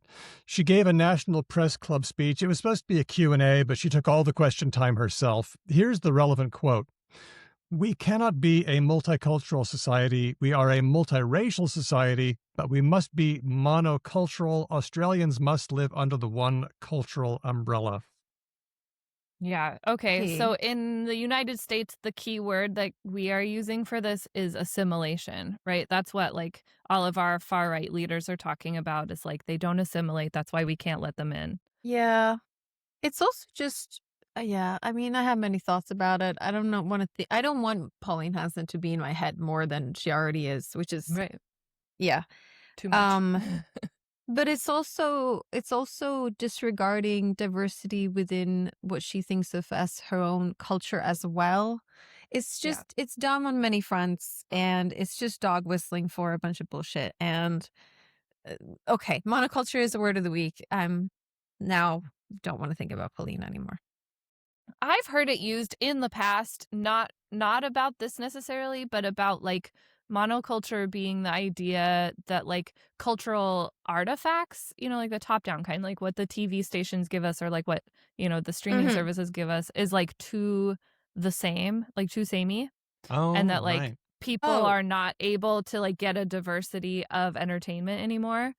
And like I think that was maybe more of an issue kind of before internet shows now you can get every flavor of slop that you want, right? But Kind of. I mean, so here in Europe, we do talk about like you've met Europe at a very Chinese point in our lives, I think. And there's some people who are like maybe the American hegemony, but I think people use hegemony more for that. Maybe the American cultural hegemony is going to be replaced by Chinese cultural hegemony. right. And some people are like, that would just be fun for diversity. I don't know, just spicy, different flavor of cultural dominance. You ever notice that it's never anybody saying, we need a monoculture, and the culture that we need to be the monoculture is the culture of this other guy over there, not my culture. Yeah. No, Not their the one I come culture. from. It's great. What a great culture. Let's all do his, right? Never happens. Do you remember when we talked about Jamaican patois being spoken in the Jamaican parliament? That is a little bit like that, because it's a bunch of people who are in Jamaica talking to other Jamaicans saying, you shouldn't use our regional variety. You should use the colonial language, please. Yeah. yes. See, that's where like prestige really plays in heavy for that kind of thing, where like the colonial variety has more prestige, and therefore we will be more legitimate if we continue to use that instead of our local variety. Here's where it gets dark for me. What happens if people just don't stop doing their culture? What if they keep doing their culture stuff? What do we do then? What measures do we take right. to make them stop? As your resident United States resident, I'll tell you what, it's bad. Deportation, monitoring, refusal of entry, right? So we have not admitted any non-white refugees this year at all. Other than maybe 2. I think we got 2. Woo. But otherwise, Amazing. we just don't. Yeah, it's all white South Africans, and they're moving from arguably a more comfortable life to like a refugee's life here, and they're like, oh wait, actually that's a raw deal, and so some of them are moving back. Oh, great. Yeah. Because they're being put in like low-income multi-family housing, and it's hard to get to your amenities, and people are all different from you and weird, and they don't talk like you, and they don't treat you nicely because of it. And like none of it is the kind of life that they were envisioning when they thought we're going to move to America. And so it's like, yeah, it's not working out for anybody. Sounds like the conservatives in Russia. Yeah, exactly. I love that it for totally them. is. Yeah. Love Forget that this. for I'm them. moving to Russia. Oh, wait, it's so Russian. I need to go home. Yeah. What happened? Well, look, I think there is a parallel here. I mean, Pauline's plan is to pump out cruelty and then hope that it emboldens racists to put pressure on black and brown people. It lets them know that there won't be any consequences for violence or intimidation. And then multicultural Australians, whatever that means, they comply in advance. Yeah. So what do you reckon we do? Caitlin, help us out. Oh no. Solve it, Caitlin. I'm the guy. You're our only hope. Yeah, solve it. Okay. Well, What needs to happen? yeah, so what needs to happen is, because she's not in power at this time, right? She doesn't have she doesn't have majority, her party doesn't have like majority rule or anything. Right. So there's a window there to do something that, moderates are going to think is like illiberal and not democratic or whatever, but that is to take extremist parties and say these are not legitimate, like to prevent them from accessing the levers of power that they would need in order to execute their vision for Australia.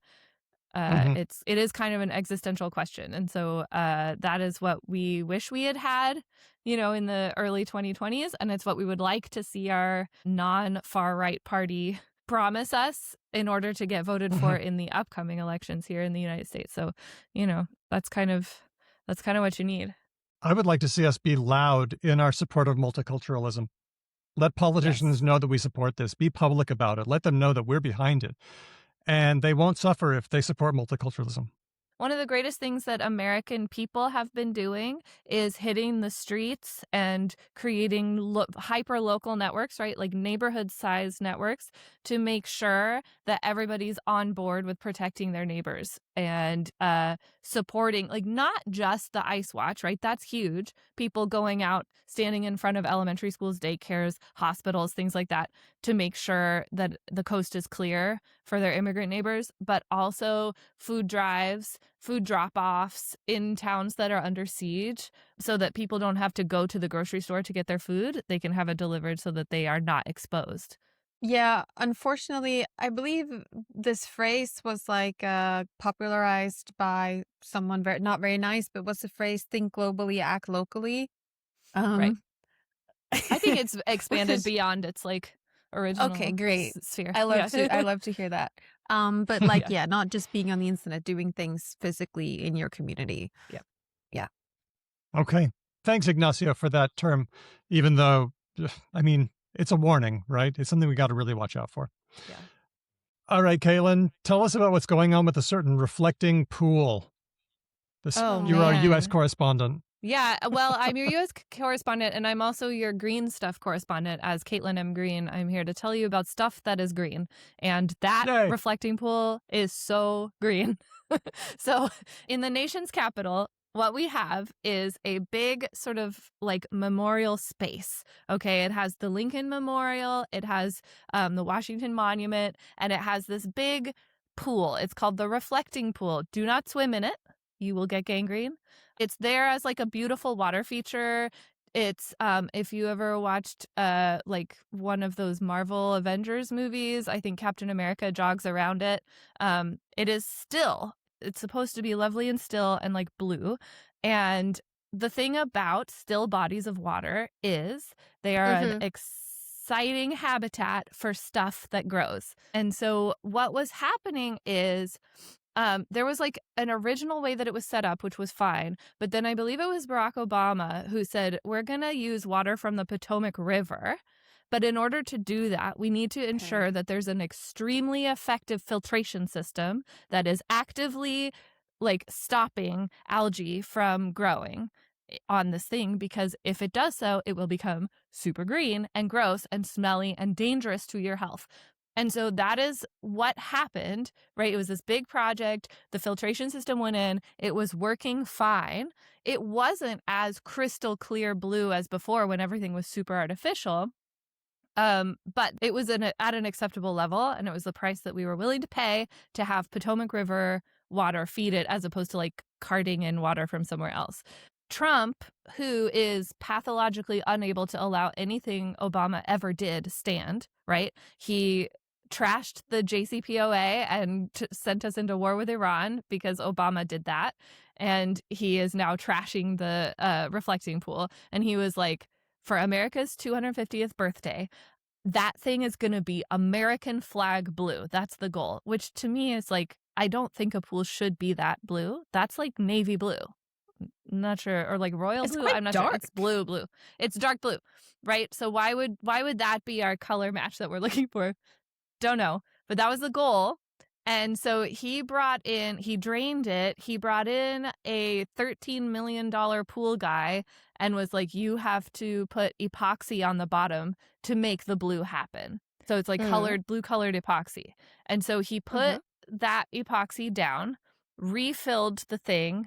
The epoxy didn't bond correctly, and so pieces of it started floating up to the surface. Meanwhile, an algae bloom, the likes of which has never been seen on any part of this planet, took place. And so the thing is rancid. I have sent friends who live down there to tell me what it's like. It's bad. It's a bad time. Amanda Moore, who's a photojournalist who contributes to Half the Answer sometimes, she's been down there and she's like, I can't convey it to you how gross it is. It's so gross. So gross, in fact, that they've got National Guard and like Homeland Security investigations people down there stopping people from getting too close because Trump has decided to blame Antifa, like vandals, on the problem as opposed to microorganisms, which is who did this. It is. Don't you mean Algifa? Ooh. Oh, also, don't they have like this? This is a very important place for like Yes. American state security. So presumably is under video surveillance at all times.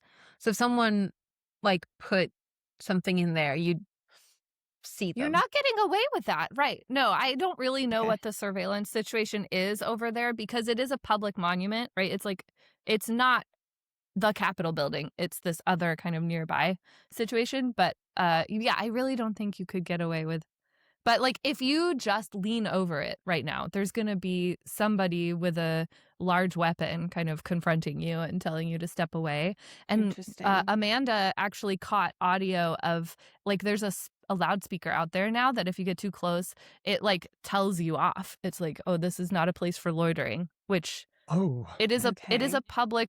It's public land. It is a place for loitering. It's like definitionally It's a place for reflection. loitering. That's the point of it. Yeah.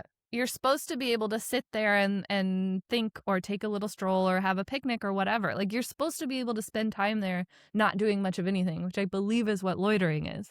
I think so. I was recently in Morocco, and in Casablanca, there's a park called a Arab League Park, and they have a water feature there that's a very long fountain, which has little steps. It's very simple, but it has running water all the way, and it has like a little waterfall, and then like the next bit. That solves a lot of your problems. I kind of was going to suggest maybe it shouldn't be still. Could we have a reflecting fountain? That would be This great. is not even like it's just falling continuously a little bit. Yeah. It's never like sprouting. Yeah, Very that would nice. be so cool. That's not what we have. What we have is now a bog. Okay, so let the puns begin. One from Thor Benson on Blue Sky. Link on the show notes for this episode. The reflecting pool is being sabotaged by paid protestas, Yeah, that one's my favorite one. which are planty things. Heard any others? There are some people that go down there now with T-shirts that say Team Algae on it, which is not a pun, but it is fun that they do that. Mine was like, hey, you wanted a Green New Deal. Here we are. Some people are blaming it on the algae-TBQ agenda. Very good. LGBTA Mhm. mafia. Yep. Yeah. So that's our word of the week, algae-TBQ agenda. Let's go on to one suggested by you, Hedvig. What's yours? Oh, mine is hobbylos. Hobbylos. Which is just hobbyless, which is a German word I learned recently. It's like a negative term you can say about someone who doesn't have a good outlet have for enough their going energies on. and is therefore doing dumb things, destructive things. I love that. I don't know, like placing fireworks in public bins and blowing them up is like hobbylos behavior. Like Yeah. you should paint Warhammer figurines. Like It would be more productive and safer. it would be better for everyone involved. I think I have heard this in English, hobbylos, or maybe I've even used it. I'm not sure. But yeah, the idea that like, yeah, you don't have enough going on. You need to pick up something because what you're doing right now is like not great. Don't do that. I think it joins a lovely family of like suffix less insults, like friendless and maidenless. Hobbyless is now like in the family. Nice. Yeah. Well, our friend Gretchen McCulloch from Lingthusiasm posted this on Instagram from Abby Stabby on Tumblr. There's going to be a link in the show notes, but I'll slap this up on the screen. The Germans really cooked making hobbyless behavior an insult. It is both devastating, applicable to a wide range of people and behaviors, and doesn't resort to swearing. Man ranting on the internet about the Super Bowl halftime show or complaining that something is woke, hobbyless behavior. Girls mocking another girl for not looking right, hobbyless behavior. Mindless vandalism, hobbyless behavior. It is more powerful than get a life or the English you're sad, because it gets to the central point of the matter, and that is wonderful. Danke, Deutsch. Hobbyless behavior. Hobbylos. Yeah, it is frequently co-located with behavior in my brief like internet search. You see a lot of like, oh, that's hobbyless behavior right there. Somebody was like watching The Office all the way through for the 5th time. Like, that's hobbyless behavior. You need to do something. That one I think is I like know. anxiety I knew that was coping. gonna raise Harsh. some hair. Harsh. Yeah, I know. I was like, actually, sometimes as a crocheter, I do need some like noise. And sometimes I would prefer it to be something I'm already familiar with so I can focus on the pattern. Yeah. I think it's specifically bad if it's something that's destructive to other people. If it's just destructive if it's not destructive or only destructive to you or just like a waste of time. If it's considered a waste of time, Yeah, but like. and that's very subjective. What you use your time for is your choice. But yeah, people who pick weird hills to die on or minor vandalism. One popular thing to complain about in Europe is that now all of our lids on our plastic bottles are more closely attached to our bottles in order to make recycling easier. And people who want to talk about that, I think, require they could use a hobby. mandated hobby time. Yeah. Thank you, Hedvig. Last one. This one's from Pontus, affectionately known as Moon Moon, who says, "Hi, found a new interesting use of the combining form maxing. Yeah. Tokenmaxxing." So. Yeah.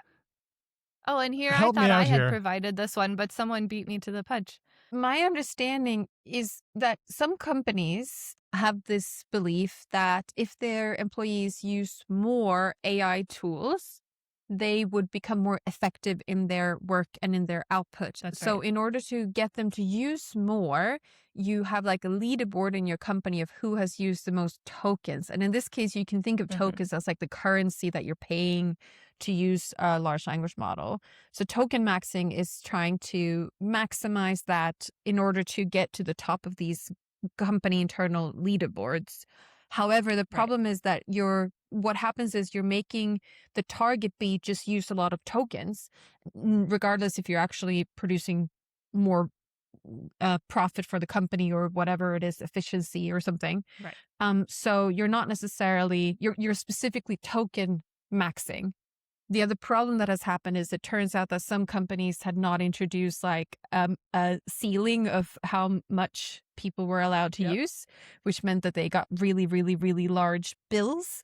Or if they had a ceiling, the ceiling was for a year and they found out that they had like used all of their year's tokens in a few months already. Because people were doing stuff like setting up 2 chatbots to just talk to each other and like stuff that's completely useless, that all it does is spend tokens because that'll get you up the leaderboard and that's what matters. Yeah, this goes back to the perennial problem, which seems to be that in a lot of white collar office work, managers are picking like easily monitoring targets like how much you use your mouse or like how many lines of code you write or something like that instead of I know people who wrote a quick script to like mimic mouse wiggling every once in a while so that they could beat that thing. Yeah.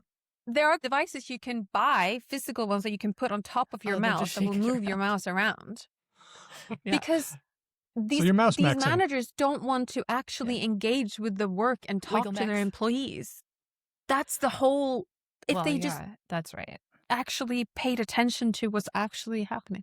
In fact, in all of these like large tech companies, there's a major organizational problem overall of like poor communication with up and down, like with management, poor communication between teams. So there's redundancy in a lot of places, or like balls get dropped and nobody notices because one team stops working on something that it turns out was important and they never told anybody, so nobody picked it up. You know, there's like real problems with that across the board. And here is an example of like why that happens. It's because they would rather institute like a blanket, easy to measure sort of algorithmic measure of success that doesn't give you anything because human beings are going to figure out how to maximize it.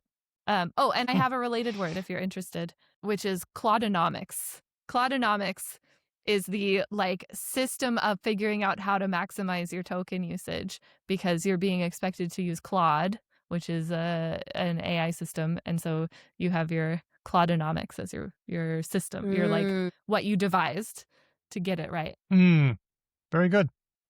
I will also point out that our Discord friends have given us Scotsmaxxing, which is a World Cup item. That's from Kudravlu, who says, "The only acceptable use of maxing as a Scot, I'm beaming with pride. Did Scotland win something in the World Cup?" Well, no. Scotland has just crashed out of the group stage. They won culturally. Scotland fans, they hadn't qualified in a very long time for the World Cup. And when they qualified, they got very, very excited. And then they went over in droves to the US. And the Americans seemed to be confused and fascinated by them because they famously like went to like a lot of bars in Boston and like drank almost all the beer. And then they put traffic cones on all the statues. And then they convinced everyone that they were very jovial and nice, which maybe was true. and they got a lot of love. But well, they were on they vacation. have- Aren't you in a good mood when you're on vacation? But yeah, they went to Boston specifically, which is known for like doing a good job handling high drinking holidays, right? Like, you know, they have a big St. Patrick's Day festival. The bars are ready, you know, for a high volume of customers. However, Scotland really caught them unawares, and like they truly did run out of everything except for the absolute lowest quality stuff, which apparently the Scottish tourists would not touch. They did all kinds of, they did the traffic cone thing. They sent bagpipers down the Boston Cop slide, and it was amazing. The bagpipers like managed to continue playing all the way down, which I don't know. I feel that our audience is probably pretty aware of the Boston Cop slide as an item, but it was fun to watch them go down. Nope, but I can't. It's a long slide. Sounds delightful. Well, they were Scots-maxing. Pharaoh Cat saw mummy-maxing, referring to the maximum mother that you can be doing lots of mum stuff. Oh, not a spooky mummy from a pyramid, but not that kind, mummy. no. And Mummy. Elias Lietmager saw ball-maxing, which is a process so painful I don't even want to go into it. No, so, come on, what? It's not the Don't. slapping. think injecting Is it- saline into one's testicles. Why? Also, I don't think men want big ones. Who wants big ones? Throughout history, people Walking with down the testicles street. have been modifying them, a thing that I find horrible and nightmarish, right? Like, Mhm. I remember something from like the 1800s of like putting like transplanting goat testicles, and like just none of it should happen. None of it makes any sense. Don't do it. Leave your balls alone. They're fine. They're beautiful the way they are. I am 100% sure, and I don't want to yuck anyone's yum. There's probably someone who likes really big testicles. Like there's Yes. something for everything. If you can think of it, someone likes it. Someone likes Yeah, it. I'm Somebody's sure. into it. I just don't think that that many people like it. And also famously, As a I don't have trend. balls, but like, Why? don't it hurt doing You stuff famously to don't them? have balls.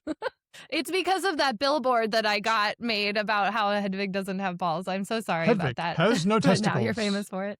Thank you.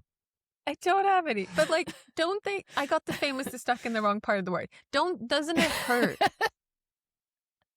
Right. Aren't they Famously, tender? Aren't they sensitive? Aren't they? Right. Yeah. Because it's I your can tell you future that they are. generations in there, and you have to keep them safe. And so your body knows that and gives you many, many nerve endings to help you in that pursuit. So maybe don't. Maybe leave them alone. I don't know. This has been a public service announcement from Because From Language. two- So, from two women about men's balls. Yeah. no, I'm just enjoying all of this discussion going past me. I don't need to We participate just have at a all. lot I of don't, like empathetic discomfort about the idea of tampering with your balls. usually I'm the ball defender, but this time I don't have to be, and I thank you for that. No, we're here for you. Thank you. And thanks to Pontus for giving us maxing, a very good instance of maxing. So, monoculture, algae-TBQ agenda, hobbylos, or hobbyless behavior, tokenmaxxing, and other forms of maxing are words of the week. I'd like to say a big thank you to our guest, Danny Bate. Thanks to everyone who gave us news, words, and related or nots. Thanks to speech docs who transcribe all the words, and you, great patrons, for keeping us going. Because language lovers, there are some things that we would like you to do. We'd like you to follow us. We are becauselanguage.com on Blue Sky. We're becauselangpod just about everywhere else. Check out all the people who send us great news, words, and ideas, related or not. Send us stuff. We love to hear it. We'll stick it in there. You can stick it in our inbox, hello@becauselanguage.com, or go to our website and speak into the speak pipe. We'd also love it if you could tell a friend about us or write us a review, because that does mean that we get the attention that we crave. And nobody would know if we were even there, if nobody gave us any attention. So please, let everyone know that we're here. One way to support the show is by becoming a supporter on Patreon. We will send you some stuff depending on your level. You get access to bonus episodes. You get invited to live shows. If you want, we'll also send you physical things in the mail, and we give you shout outs. And also you can join us on Discord and suggest things to us, like related or not, or news items, or also other things. The support that you give us makes us be able to do the show. It also means that we can buy supply and software. And it also means that we can keep the regular episodes free for everyone. And it also means we can give a little bit of money to our guests. Oh, by the way, Caitlin, you typically do not accept the small honorarium that we offer. That's true. Instead, we send it to a charity. What is the charity that you like us to send it to? I'm going to stick with my old favorite, the Palestinian Children's Relief Fund, please. Duly acknowledged. Thank you. Thank you. If you're a patron at the supporter level, we also read out your names. And one time someone said that the order we read them in got boring. And ever since then, Daniel has devised new ways of ordering the names. I don't know what it is. I can guess. So You'll never guess it from the numbers. Hold on. Let me try. One Now, this and show lower, is about the alphabet. 0.75. The show is about the alphabet. You have done how alphabetical is your name. Ratio of vowels to consonants. I've already done how alphabetical your name is. Yes, Yeah. exactly. Right. So That it would've can't be been- that. That would have been good. It's very confusing because at the top we have both Louise and linguistic chaos, which are wildly different in They feel length, very which different. means Mhm. you have normalized for length somehow. Mm-hmm. Is it? I have. And it's not like weird letters because Sam and linguistic chaos is in there. It's not frequency based. It's not frequency based. Like, Is it front or back If you- vowels? Is it age of letter? When the letter got invented? That was a very good idea, and I did think about doing that. I'm saving that for another time. But that's brilliant, and I almost did that. I did something else instead. Okay. Tell me. Well, what is it? as I learned from the book Why Q Needs You, lowercase letters evolved from uppercase letters when late Roman scribes started using a more free kind of script for body text, used uppercase for the titles and a sort of a cursive for the body text. And those letters that would become lowercase looked a bit different. So I started asking myself, how similar do the uppercase letters look to the lowercase? Some letters look a lot alike, like the letter C, virtually identical. K, O, P, S, U, V, W, X, Z. They just look the same. That's 2 points. You get 2 points if a letter does that. Some look kind of similar, like a lowercase f looks a bit like an uppercase F, but not totally. Modifications. I and J, same deal. L, M, Q, T, Y, kind of similar. They get 1 point.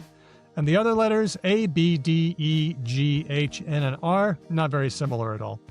And then normalized for number of letters in the name. So because some letters get 2 points, you can get a ratio over 1.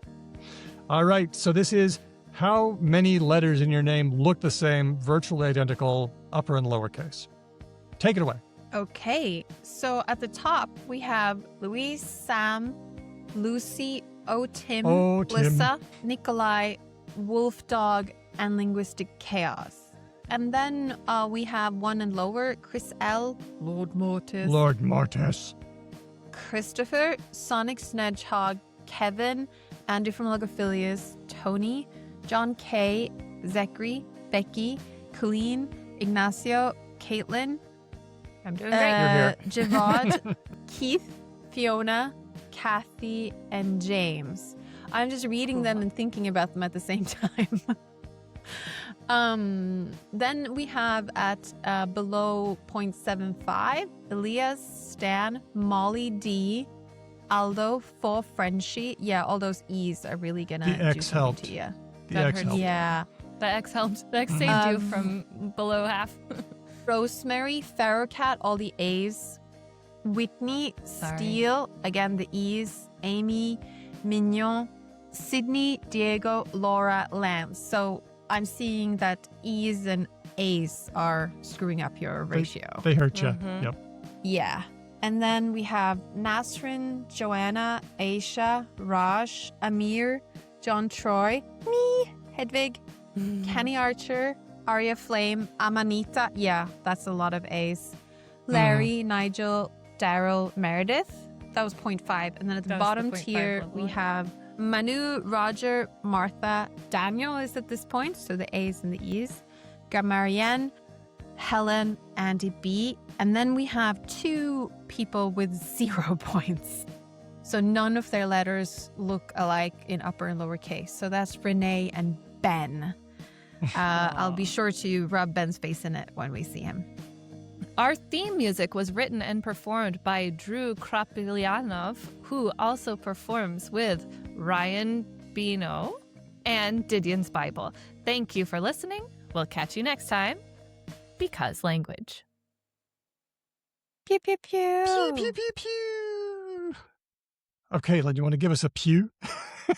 Oh, sorry. Pew, pew, pew. Pew. Thank you. Daniel, I know that you have designed a font, which I heard you talk about at one point, and then I accidentally, Caitlin, this is fun, I accidentally came across Daniel's font when using like a free editing software. I was looking at fonts, and one of them was called Daniel, and I was like, Daniel? Is this one yours? And he was like, yes. It's true. I am Daniel. About the year 2001, I was really into making my own typefaces, and I thought, I'm going to do my handwriting. So it was really kind of a beginner effort. I put it out there on the internet, and I put a note saying, you can use this for anything you want, commercial or not. And it pops up everywhere. It's my own little contribution. The Daniel font will be around after I'm long gone. Oh my gosh. I like will be that. finding that means- after this. It's kind of nice. Like you'll exist like in the accumulation of cultural goods that humanity has produced. There's some very small part. Not, I mean, I'm- bigger than I'm the lot of ghost in us. the machine. Yeah. And you It's- didn't do it for profit. That's so beautiful. Yeah, but you know what? I have actually been paid multiple times. Funny story. There was a corporation that was doing an apartment block in Warsaw, and they said, we love your font. We want to put it in our promotional material. How much will you charge us? And I said, how much do you want to pay me? And they went away, and they said, we want to pay you 1,200 euros. And I said, okay, that's how much it'll cost. And Deal. and they did. So So there it is. interesting. yeah, it's just people have, it pops up everywhere, and people have paid me, and I've been amply compensated. So it's a lovely thing. Yeah. You have so many weird like side hustles, Daniel. I'm always Yeah. like, Your we lore all? is Do replete anything. with little nooks and crannies, interesting tidbits. yeah. But it does mean that nobody ever gets to criticize my handwriting because I know that it's beautiful. You're like Um, a European apartment complex paid me money for that handwriting, actually. So so get Yeah. it straight, folks. So we both have been at various times in our lives. We have been Dan, and I don't mind the Dan, but it's not something that I fully conform to anymore. Mm-hmm. Perhaps it's a vision of masculinity that seems a bit lumberjackish, Yeah. a bit. And we thought terse. maybe it could happen in our adult lives, but it hasn't, and I'm okay with that. I am very much a Danny, and I'm quite content with that.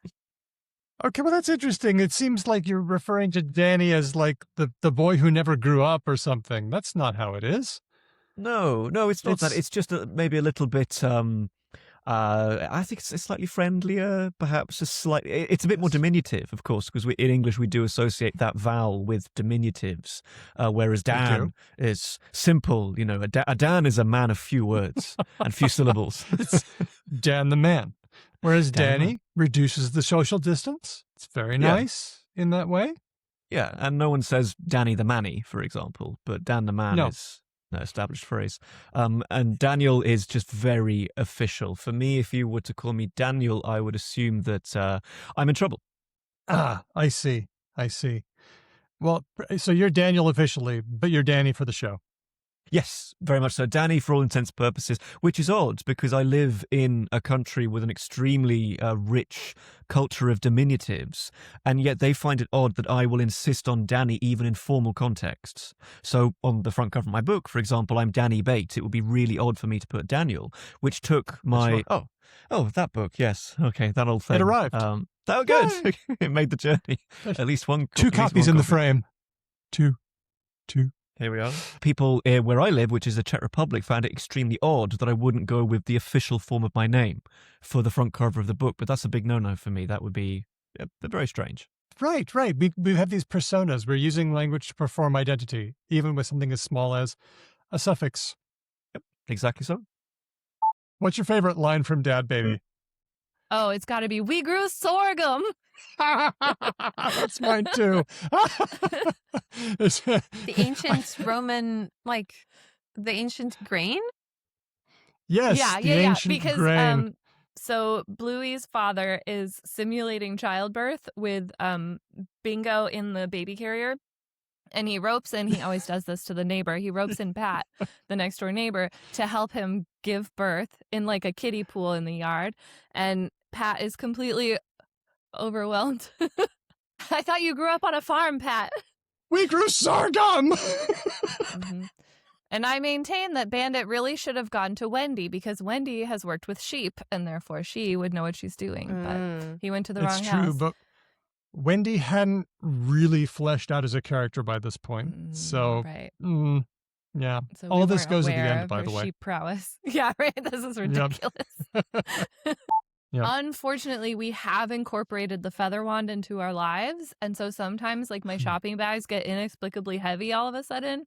It's not my favorite, but it's just a fact of life. Bluey games that are forbidden for you, we don't do Sean. Sean is hurty. Sean cannot happen. Sean is uncool. Sean. Nobody likes Sean. Ow.